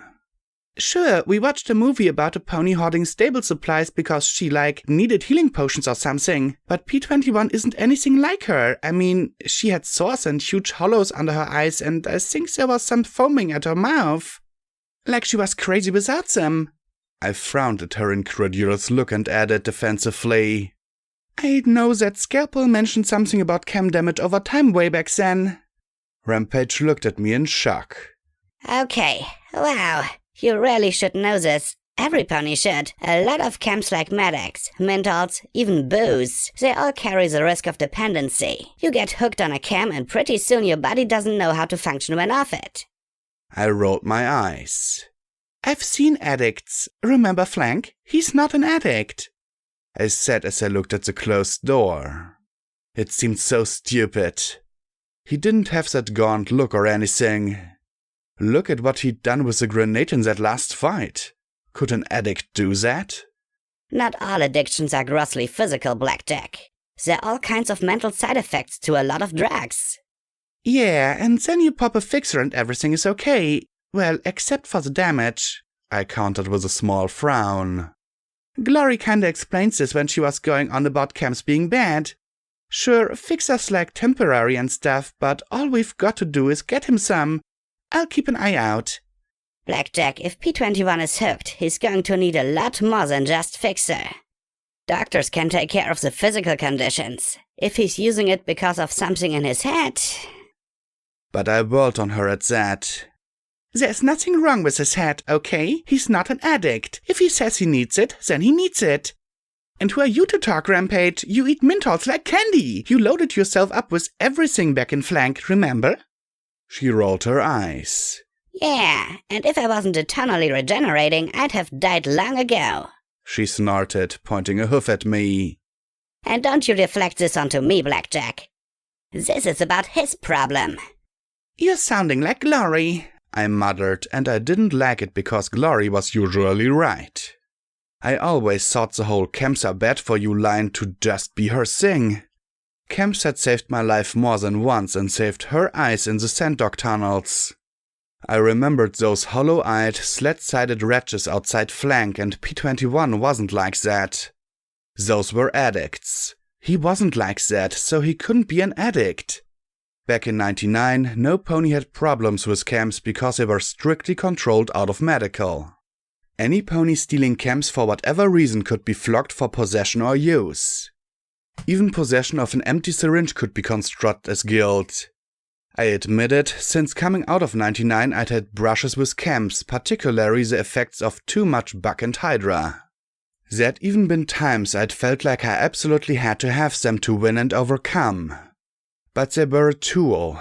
I never took them just to take them. Of course, Hydra had effectively rotted my heart with all the taints that had contaminated me.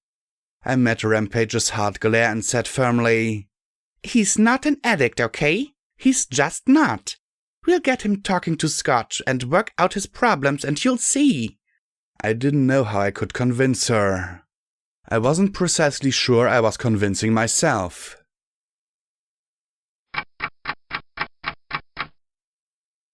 We picked our way through the next area, Fusion, with few problems. Aside from the occasional white pony just standing around and one or two of the huge fatties, there wasn't any pony about.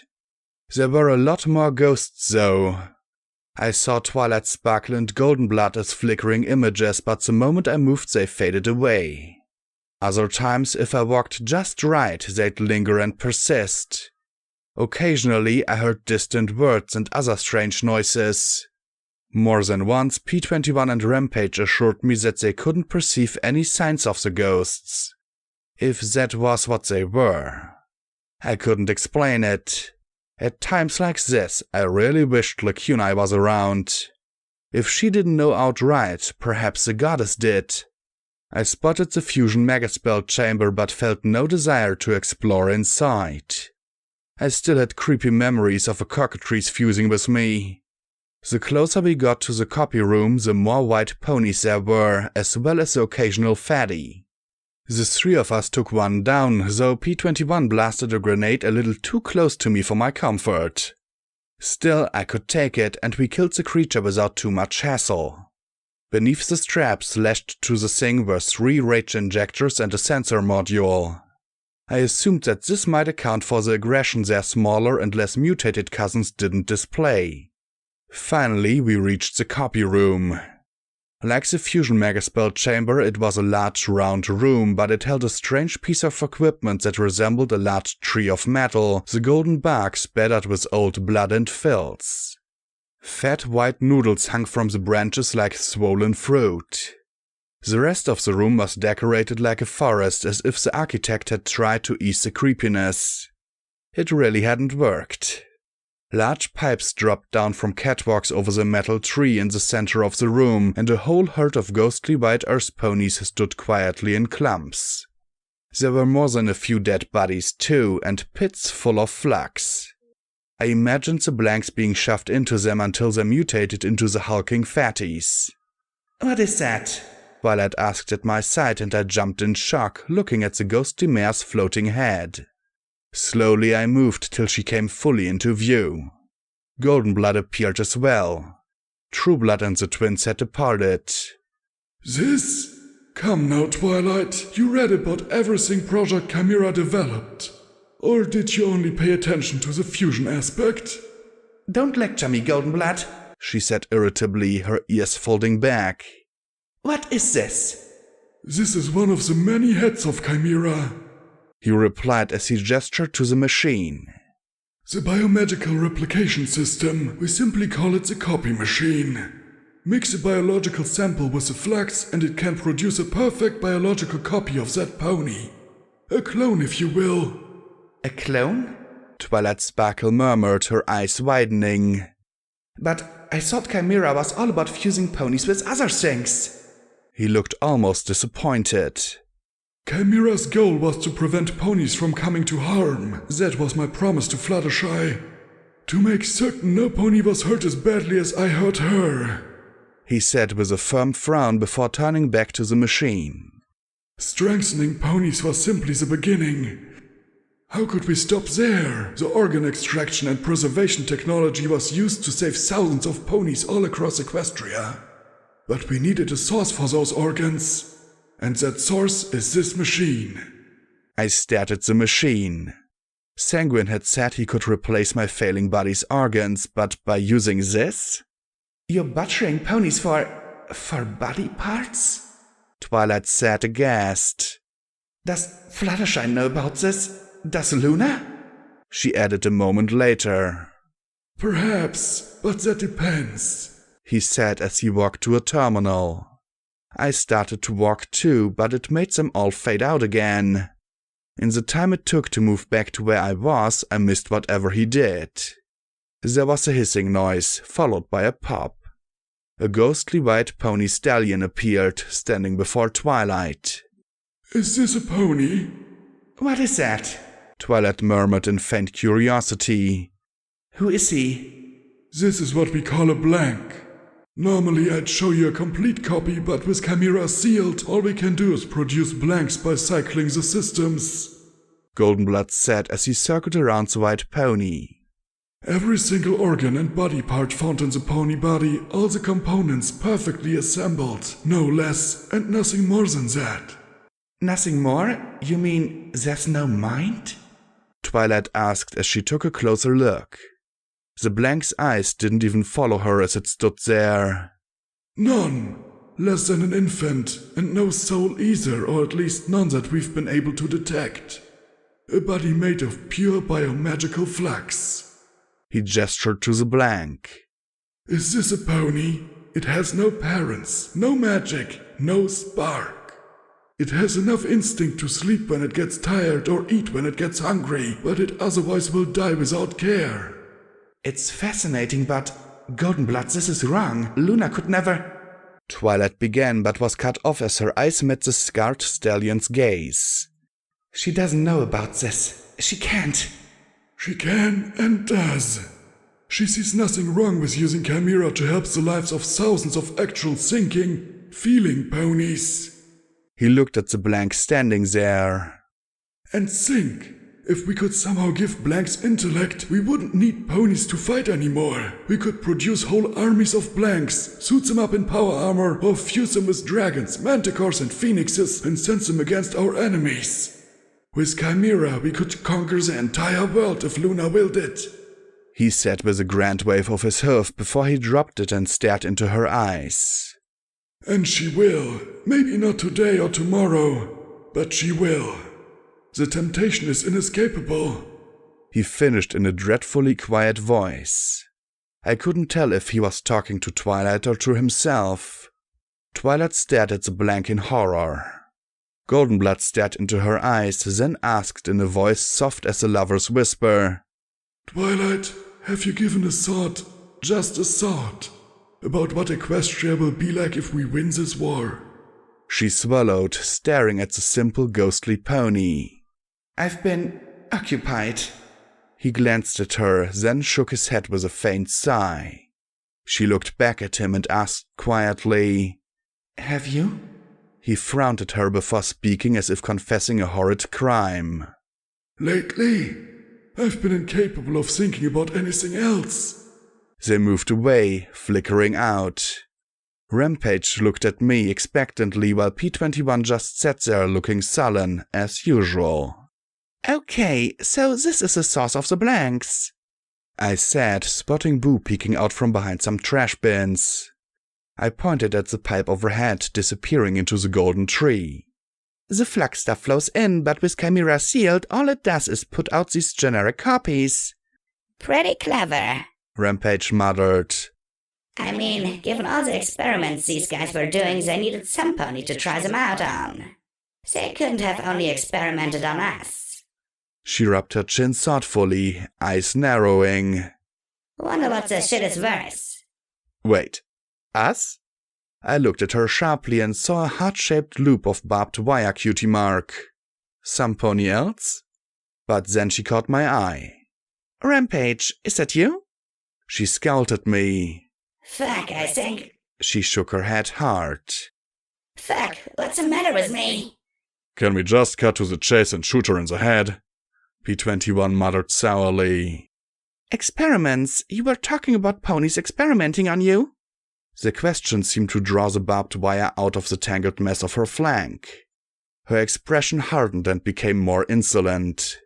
I'd drawn them out, whoever was inside her. What's your name? I asked gently. Razorwire, Pink. If you want my real name, you can check my motherfucking file. Pink? I asked, glancing at P21. He was clearly of the shoot-her-in-the-head attitude. She rolled her eyes and sneered. Fine, officer. She said the word like I might say overmare. She thought I was some sort of guard pony, and from her attitude, she was some sort of ganger. I had to keep her out. If she realized she wasn't Razorwire anymore, she'd fade away again. Or freak out. I was sure glad she wasn't full grown. Still, I had to be careful with my questions. What are you in for? Trying to make friends with the prisoners, Pink. Fuck you. I've been to Shattered Hoof twice. Twice. They couldn't break me. Hightower won't either.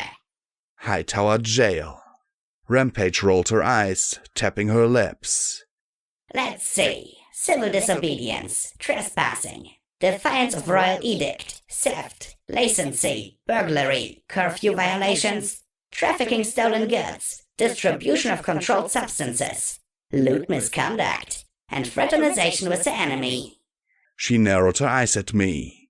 So you're going to take me upstairs? My turn in the attic? Fucking Pinks. She spat in my face.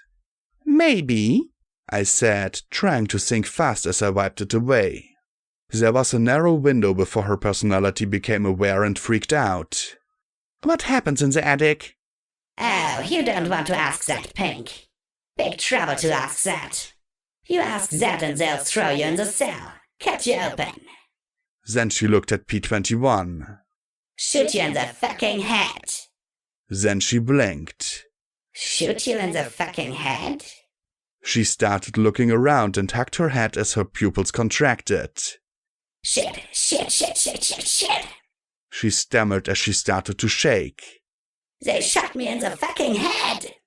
I grabbed her shoulders, staring into her eyes as she started to cry. Razorwire, focus. Who did? Why?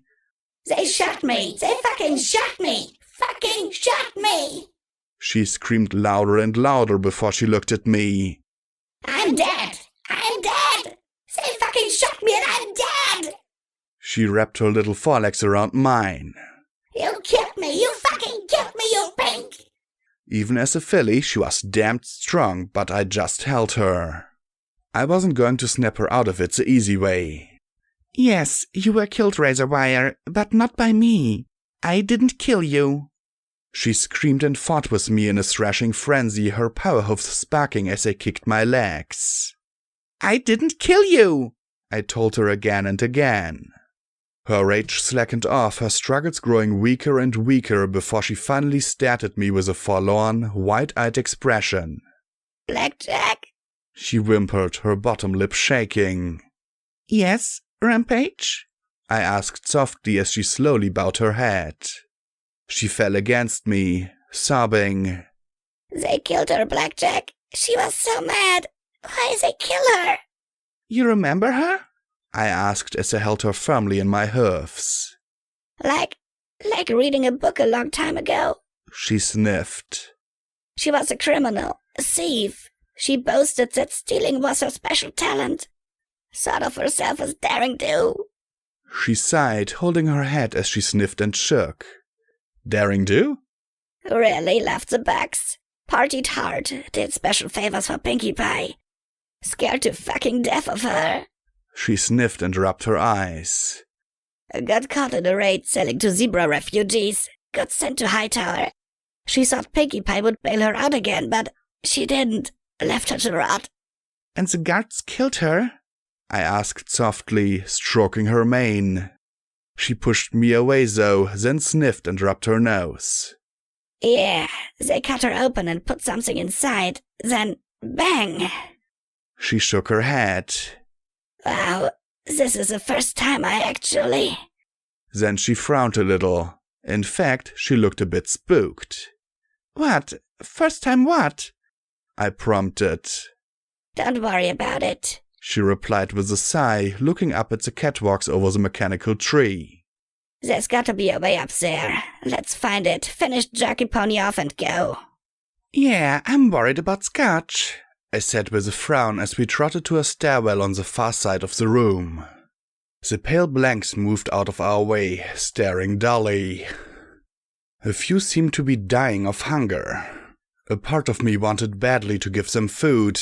Maybe with enough time they might become more like Boo. Or maybe she'd stepped in some flux and it had done something to her. As we reached the top of the stairs, I put my forehoofs on the rail, looking at the strange tree. What are you thinking? Rampage asked. Sanguine said he could clone me new organs, even a whole new body if he had Chimera.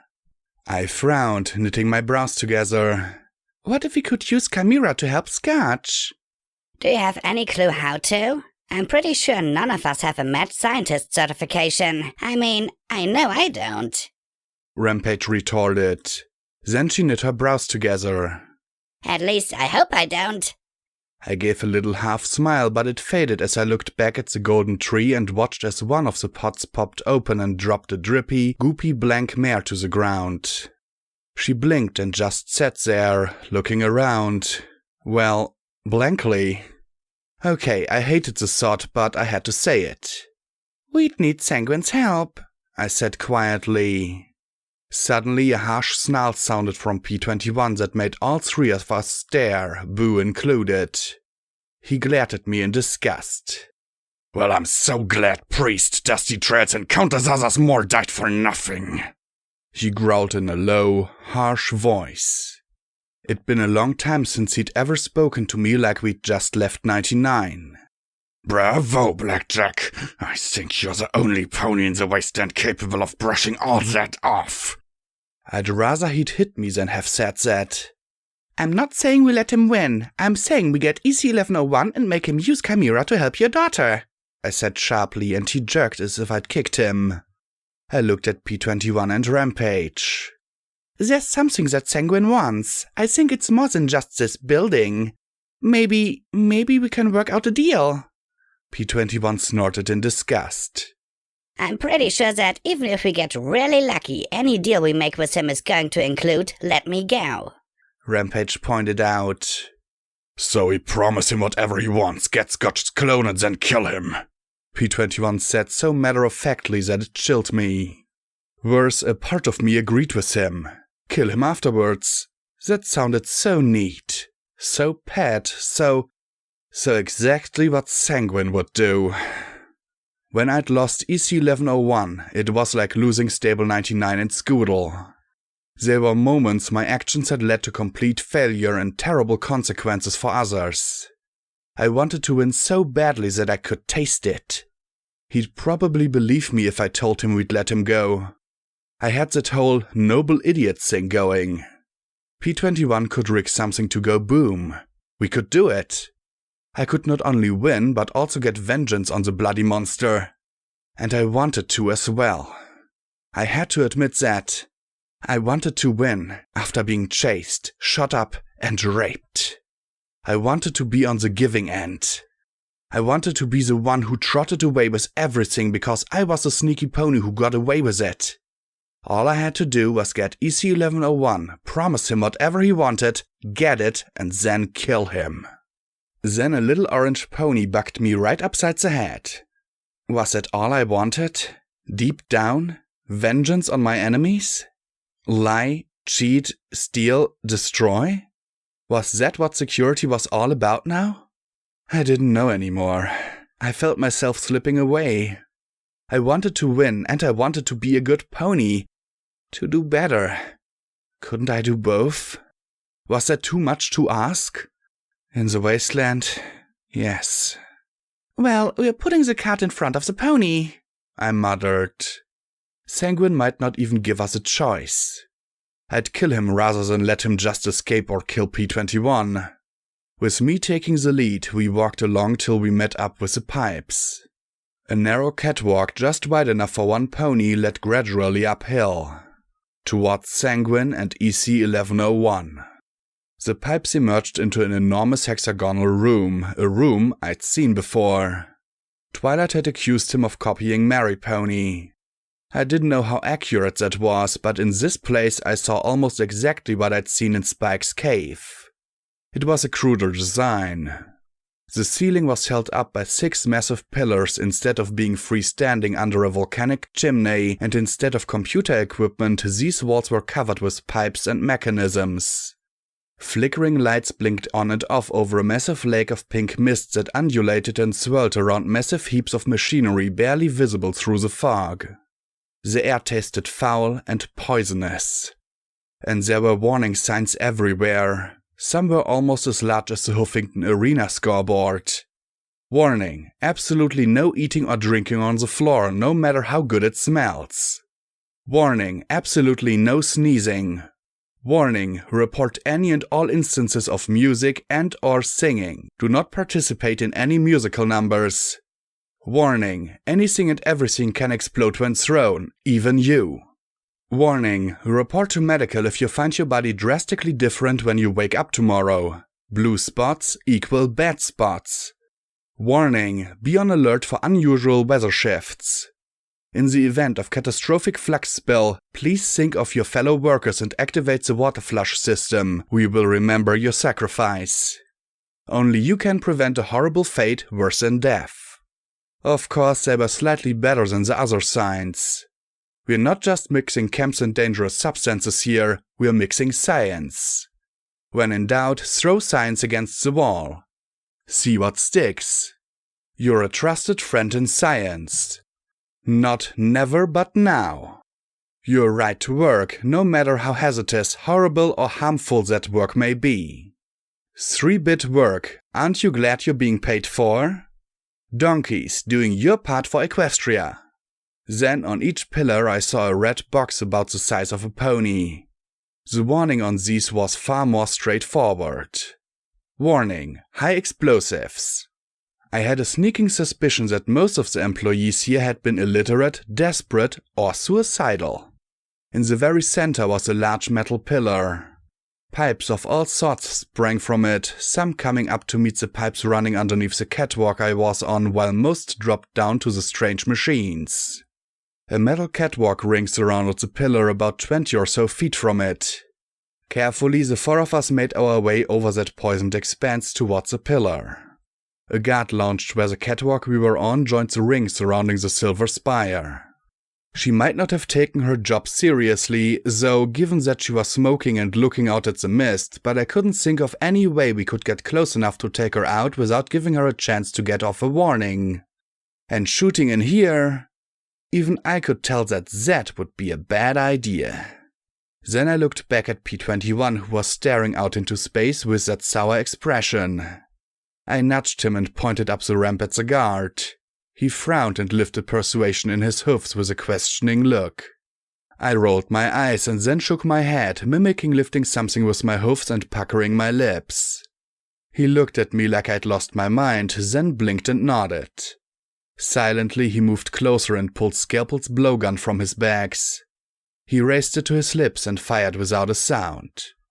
The dart pinged off the rail next to her, and I felt my mane stand on end as she bent over to examine it.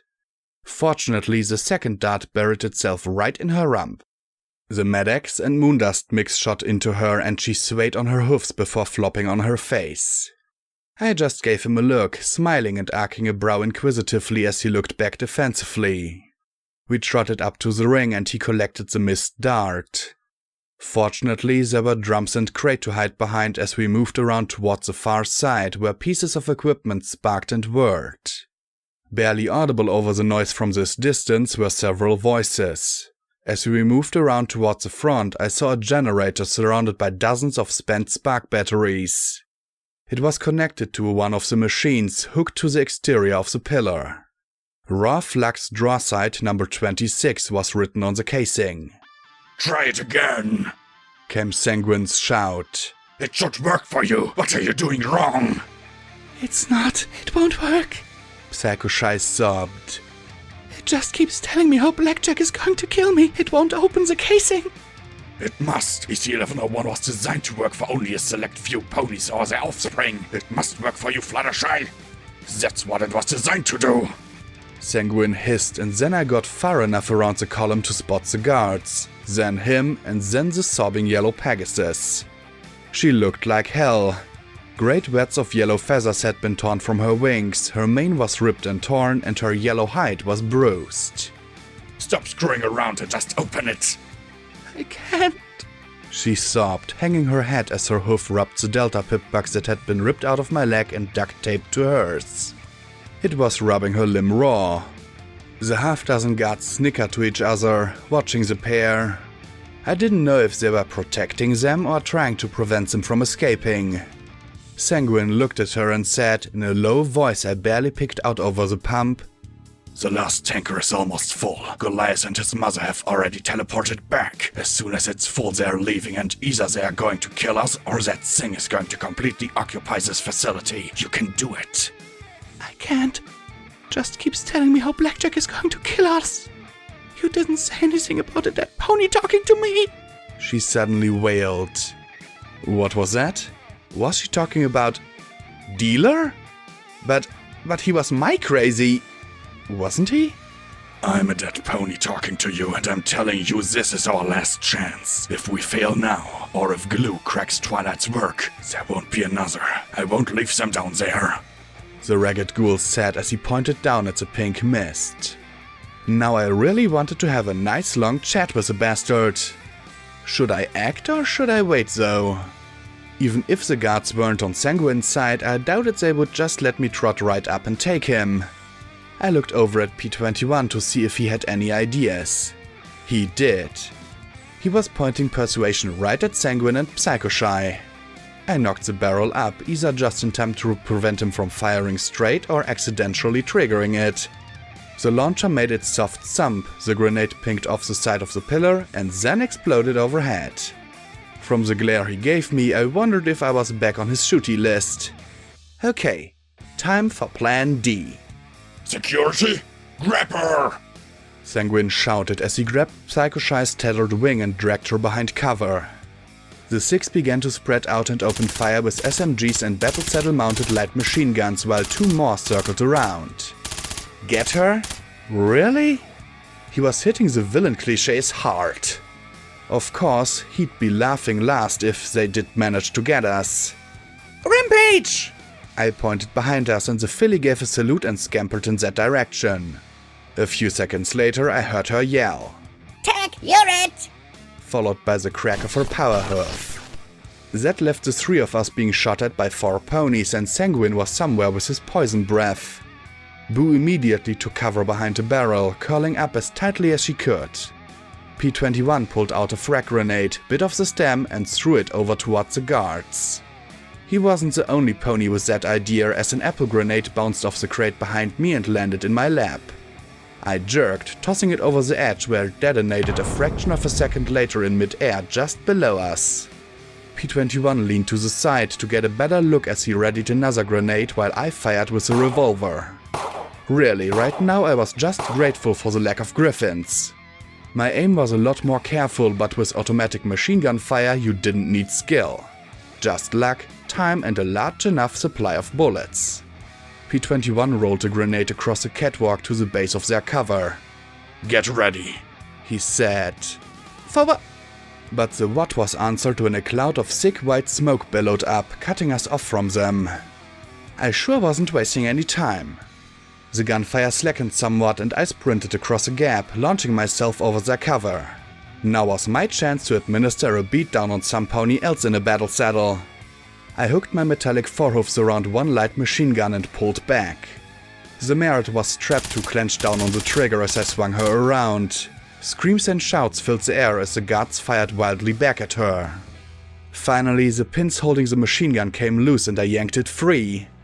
Several rounds smacked into the mare as I swung the gun up and rested it across her back. I looped my hoof around the cable trailing from the trigger to the bridle and jerked it taut, bracing the gun against her body as I fired a round in the magazine in the direction of her comrades.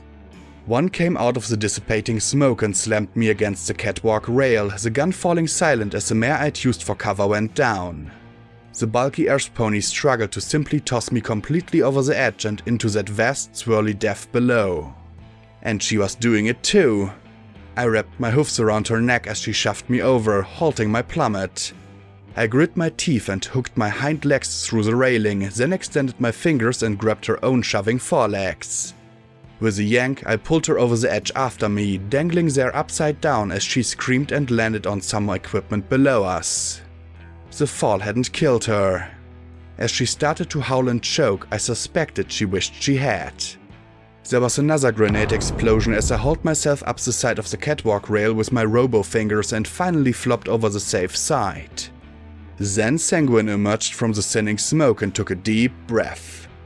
I covered my face with my hoofs as his sick pink poison washed over me. I might have held my breath, but it did me little good. Every inch of exposed skin burned horribly as the concentrated gas touched it. I felt my hide grow sticky. When I rolled to the side to get out of the way, I felt my skin tear. A second longer and I'd have been fused to my barding and the floor. As it was, I'd left a few square inches of hide glued to my forelegs and the metal beneath me. I could only hope I'd regenerate, provided I survived.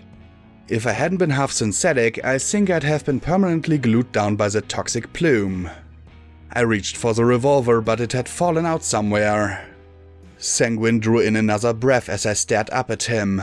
I needed a magic bullet. I needed it now. I focused, imagined, concentrated. Oh, this was so much easier in SATS.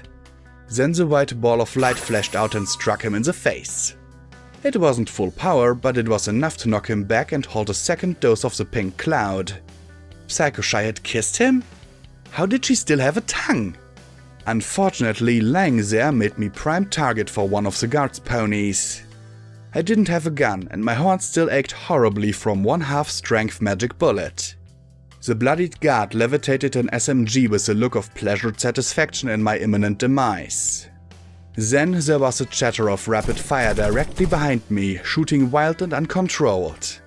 But with machine guns you just need 1 or 2 lucky shots. The unicorn mare jerked as 2 bullets pulverized her face, ripping out her eyes and the top of her head, her own fire going wild before she dropped and lay still. I rolled to my hoofs, expecting to see P21. Instead, my eyes popped wide as I stared at Boo, gripping the mouth trigger of one of the guns. Her blank eyes stared back and she swallowed. The gun went off again, spraying me briefly and punching a whole slew of holes in my limbs as I raised them reflexively. I'd just regenerated those. The terrified mare let the gun fall out of her mouth as she curled up into a trembling ball again. I didn't have any time to be indignant though, as a second blast of poisoned breath washed over me. I jumped away, my body quivering from the toxic spoo, and I turned to face him. One side of his face had fallen away, uncovering bone from mouth to ear and letting tendrils of pink ooze out of the side of his mouth. Now I see. EC1101 must be locked onto you or something. When you die, it'll work. I'll be able to save them. You couldn't save a bottle cap by gluing it to your face! I countered. I can save them! He shouted, his eyes going wide. I wondered if he was going to go feral right in front of me. I'm a doctor. That's what I do. I save ponies. You're a murderer, Sanguine! You made me one! He screamed. I didn't want to kill them. I didn't want to kill any pony. I just needed Chimera to save them. If you'd just given it to me, then we'd all have been better off. Red Eye would have his IMP. I would have a comfortable life in Philadelphia. My family would be safe. Everything promised to me by Goldenblood and Horse would be mine. He started to pace. I wasn't supposed to become this. My family wasn't supposed to die. I was going to be Equestria's greatest biological researcher. He pointed a hoof at me and yelled, It's not fucking fair! A cloud of pink rose up from his mouth. Your family? I blinked as I stared at him. You have family? Is it that much of a surprise? His horn glowed, and from his pocket he pulled out cut-up little pictures like the ones I'd seen in the office and flung them to me. My pathetic magic only managed to catch one, and I stared. The bug whose face was cut out had been kissing a pretty, blushing orange unicorn. I could see the ghoul's charcoal face through the void before I let the photo drop. He hissed, the pink cloud spraying out between his rotten teeth. Yes, my family. We were supposed to be safe in Stable 1, the finest and safest stable in all of Equestria. But the poison, we couldn't reach it. He shook his head.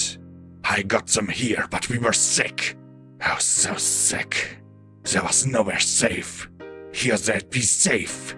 I could heal them, clone them new bodies, transplant organs. They'd live. They'd have to. All I needed was Chimera. You were doing all this to save your family? I gaped at him. Why didn't you tell me? He snorted angrily. Are you saying you'd believe me after what I did to your stable? He had a point. I'd taken one heck of a pounding since then. I'd needed to see that office first. Read that message from a loving wife. The sick fact is that what I am, this walking corpse, doesn't deserve them. But their memory is the only thing keeping me from becoming a mindless feral. Saving me gives me purpose. I scowled at him. Why'd you feed me that Grand Vision experiment on the wasteland crap? Do you really think Red Eye is big on sentimentalism? Or Reapers? Or monster ponies? I needed Red Eye's help. She needed Flux and the Impelled Metamorphosis potion.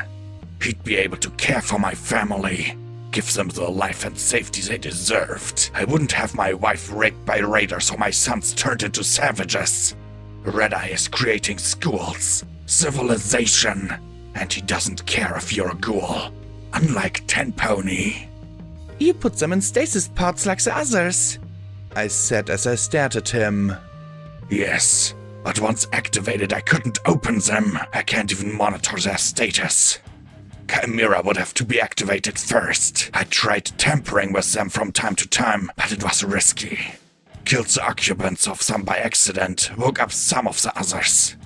Told them I could fix them or give them whatever they wanted and needed. Set up some with the Reapers. He glanced at Psychoshy before he resumed pacing back and forth. I learned that the stasis pods had a flaw. Not all ponies put in stayed unconscious. Some were trapped and went insane. He shuddered, hanging his head. I couldn't wait after that, not knowing if my family was trapped in their pods, trapped in their heads, screaming. Sent Deus after your stable. Last place Silverstripe traced it. And then...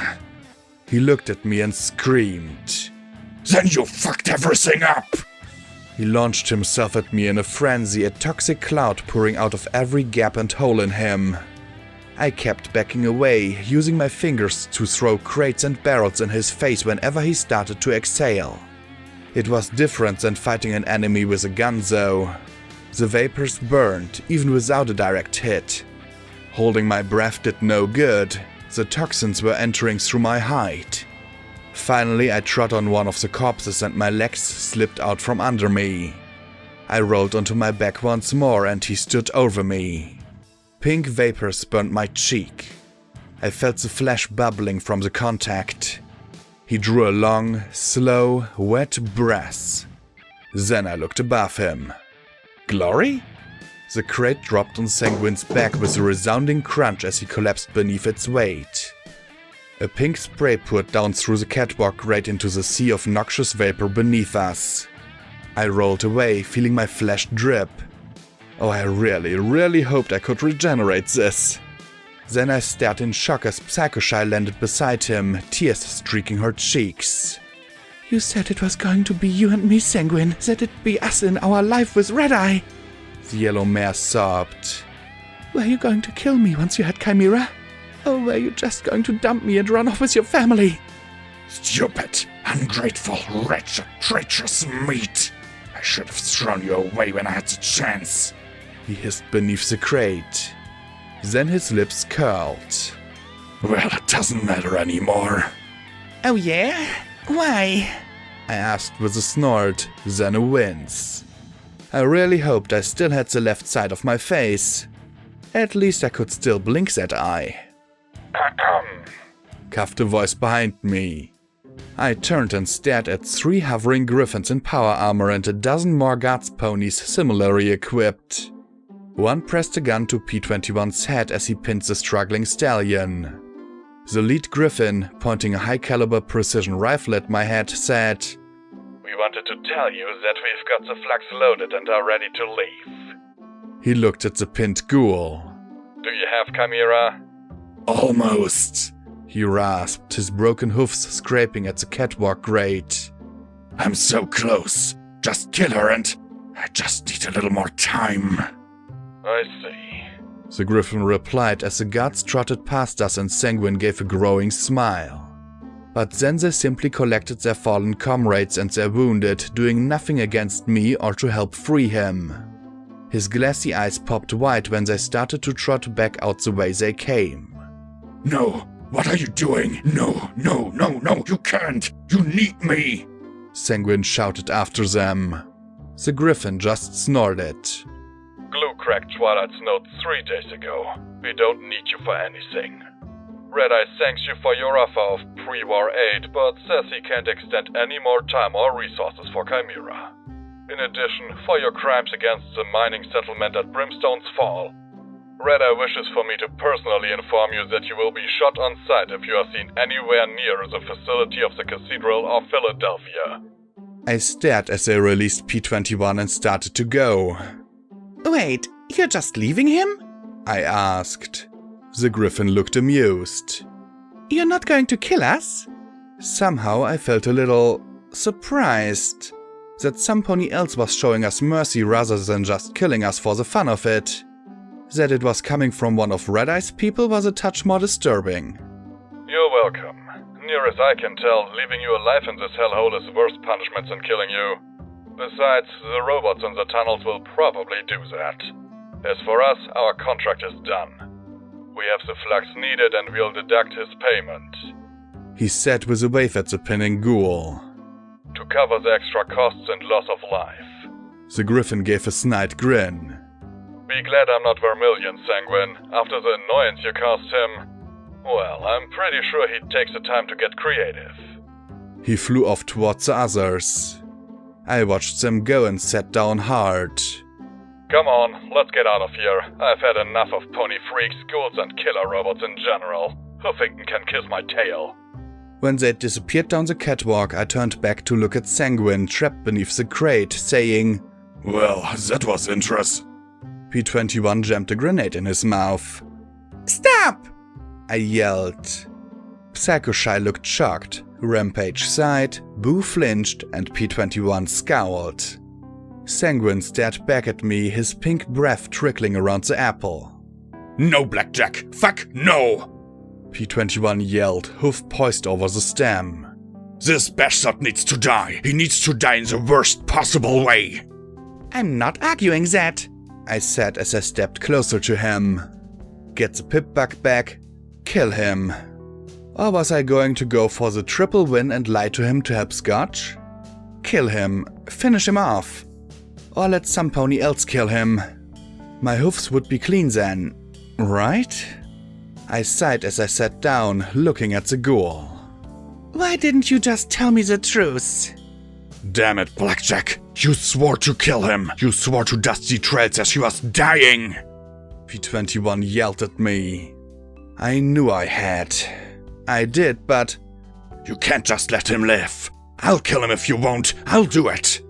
No, you won't, I said evenly, looking him in the eye. Because I know that you're a good pony, P21, and good ponies don't kill in cold blood. He shook, his hoof tapping against the metal case of the grenade in Sanguine's mouth. Besides, I want to hear his answer. P21 gave a ragged, exacerbated laugh. Who cares what his reason was? Does it matter? Is there anything he could possibly say that could excuse what he did in the mine? What he did to Priest? He demanded, his eyes drilling into me. Sweet Celestia, Blackjack, just kill him! Your call, Rampage said with a little shrug. Psycho Shy simply kept her head turned away as she wept. Boo stared, wide-eyed. I'll do it. I will. I will! P21 yelled as he shook, gritting his teeth. One flick. Just one. I moved even closer to him. I wanted to win. Wanted to avenge Dusty and Priest. Wanted to do all of that. And so did he. Then I put my hoofs around him and held him close. He's not the Overmare, I whispered softly. P21 froze and then leaned against me as he sniffed. Killing him won't be killing her, and it won't bring Priest back. He let out a soft sob, muffled by my mane as I held him close. I wish I could follow through on that promise to Dusty. I do. Maybe I still will, but not like this. He ever so slowly pulled his hoof away and murmured, Maybe, but he should be killed. He's done horrible things. He deserves to die for them. And I couldn't argue with that. He was right. Sanguine should die. It would be a win. The right thing to do. But I'm not an executioner. P21 moved aside and Rampage sighed. Softest damned heart in the wasteland, I swear. The filly shook her head and carefully tucked the grenade out. Then she narrowed her eyes. I don't have a soft heart, so if you so much as sneeze at her, I'm going to do a power hoof tap dance on your skull. Understand? Sure, he replied quietly. He hadn't taken his eyes off me. I heaved the crate off him and he slowly rose, staring. Your friend is right. I do deserve to die. Ponies keep telling me that. I stared back. What I don't understand is, if you know what you're doing is so wrong, why do you keep on being bad? I know what it's like to screw up. All I can try and do is do better. Well, some of us weren't so good even before we became monsters, he replied. So, what now? As soon as those tankers leave, this place will be overrun. I'd love to know by who, how, and why, but I don't have time for that. When I was dying, you said you could replace organs for me using Chimera. Well, now I have a friend who breathes a whole lung full of chlorine gas, and if she's not dead now, she may be soon, I said as I stared into his eyes. So I'll unlock Chimera if you'll do what you have to do to make a clone for her. You'll just give me Chimera for that? He stammered in disbelief. No, I'm not giving it to you. Sorry, I don't trust you or Red Eye with it. But I will let you help your family, and if this is an OIA facility, then I can't believe it doesn't have some kind of automated defenses. It does, he murmured, then lowered his eyes. You asked me why I didn't tell you about my family. Why I talked like some sort of mad scientist from a bad pulp novel. The answer is simple. I'm ashamed. Being a mad scientist ghoul was better, easier, than being a father unable to beg for help. And because I never imagined you'd believe me or help me if I did. Rampage ripped my pip-bug off Psycho Shy's leg. The Pegasus with the ratty wings couldn't look at any pony. Sanguine glanced back at the golden-maned mare. I'm sorry I used you, Fluttershy. Only a pony descended from a ministry mare could use EC-1101. Is she a clone or something? Rampage asked as she passed me my pip-bug. No, Sanguine said simply. She's Fluttershy's daughter.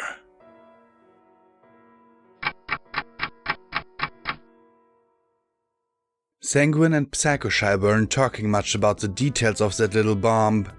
P-21 wasn't talking to any pony. And Rampage was duct-taping my pip-bug to my limb until Scott could wire it up properly. And now my vision was filling with all kinds of fancy little images, displays, and pictures. I winced and said, Okay, did you mess with all my settings or something? Had my EFS always flashed and twitched like this? It was making my head hurt a little. No, strike that. It was making my head hurt bad. Then, just like that, it all stopped. Everything did. The pain, the flashes, everything. I felt like I'd just entered SATS and was frozen in the moment of calm consideration. And the dealer was there before me. The cards shuffled repeatedly in his hoofs. And with each shuffle I saw numbers in the margins of my vision shifting and randomizing and disappearing again.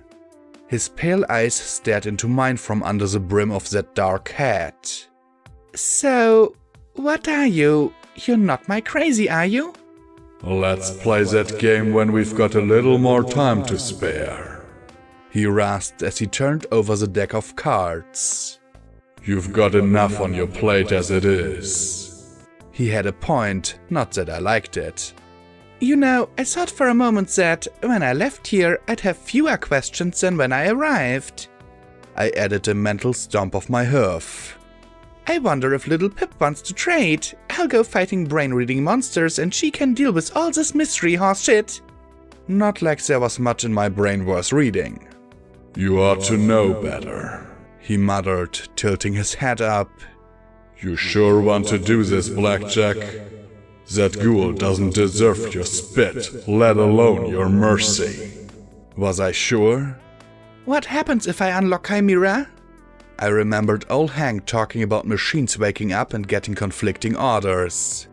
I'll stop the conflicting orders here and wake up the systems, won't it? He smiled, seeming impressed. Sure, here and everywhere. Word will go out to let Chimera be accessible along the networks and allow any pony with the right access codes to use the files. I have no idea how far and wide those networks stretch, he admitted with a shrug of his shoulders, and then he frowned. Funny. Funny? What? Nothing. Just something familiar, he said as he stared into my eyes. I almost would have blushed if I could move. Just be careful. Once you open something, you can't always close it again. I wasn't very sure about that, but I needed to help Scotch. This didn't sit well with me though. Once I unlocked it, then it would stay unlocked. What would stop Sanguine from coming back in 10 years and starting all this back up again? I slipped out of SATS and looked at Sanguine sitting there. He looked like a corpse. not just the boiled appearance with his face half torn off. He looked dead. I wondered just where the line was between a sane ghoul like Haprika and the many ferals I'd seen elsewhere, and just how close was Sanguine to crossing it. Sanguine, those explosives? I pointed at the really big bombs on the pillars. What are they for? It took him a while to shake out of his fugue. If we ever lost containment, they would detonate, collapse this space and focus the force of the primary explosion. He replied tiredly. Wait, those big explosives weren't for the primary explosion? Not sure if it would do any good, but it was preferable to letting it loose. It? I asked with a frown. He gestured towards the round pillar in the center of the catwalk ring. I approached a short extension that stretched halfway across the void and looked up at the smooth face of the pillar. At the chimera carved into the face. Goat, lion, snake. All mixed and jumbled together. Written at the bottom of the strange mishmash creature were the words, Project Chimera. Suddenly I stiffened and felt as if a powerful hoof had suddenly pressed down on my mind. My hoofs moved to walk me up to the very edge of the catwalk. The flickering numbers became even harsher, flashes and glares disrupting my sight. Suddenly, the room lit up, the pink mist had vanished, and below me whirred and clanged dozens of strange machines, filling up thousands of barrels with rainbow flux.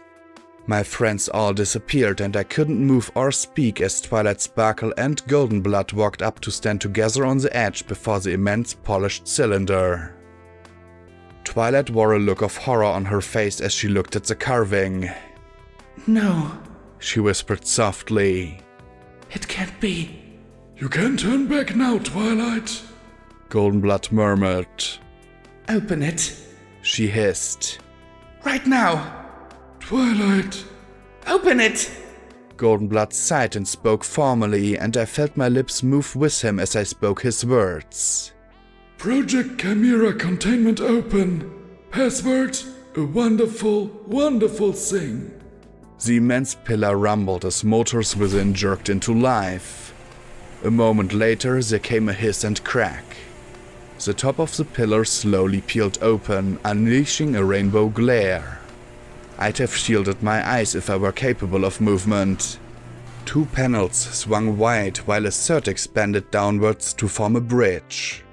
My eyes adjusted to the light and I saw it came from orbs embedded in the interior.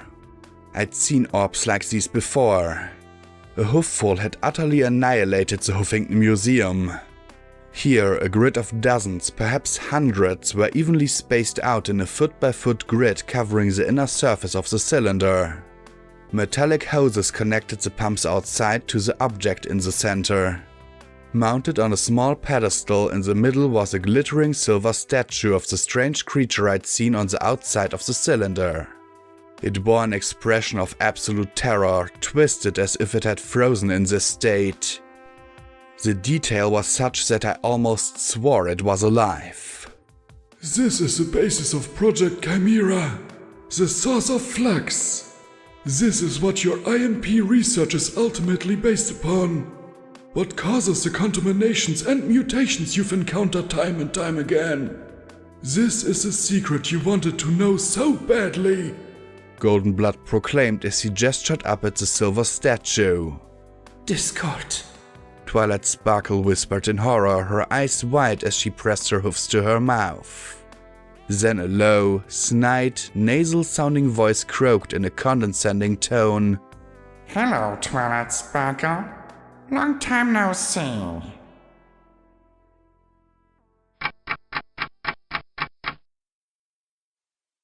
Footnote. Maximum level reached.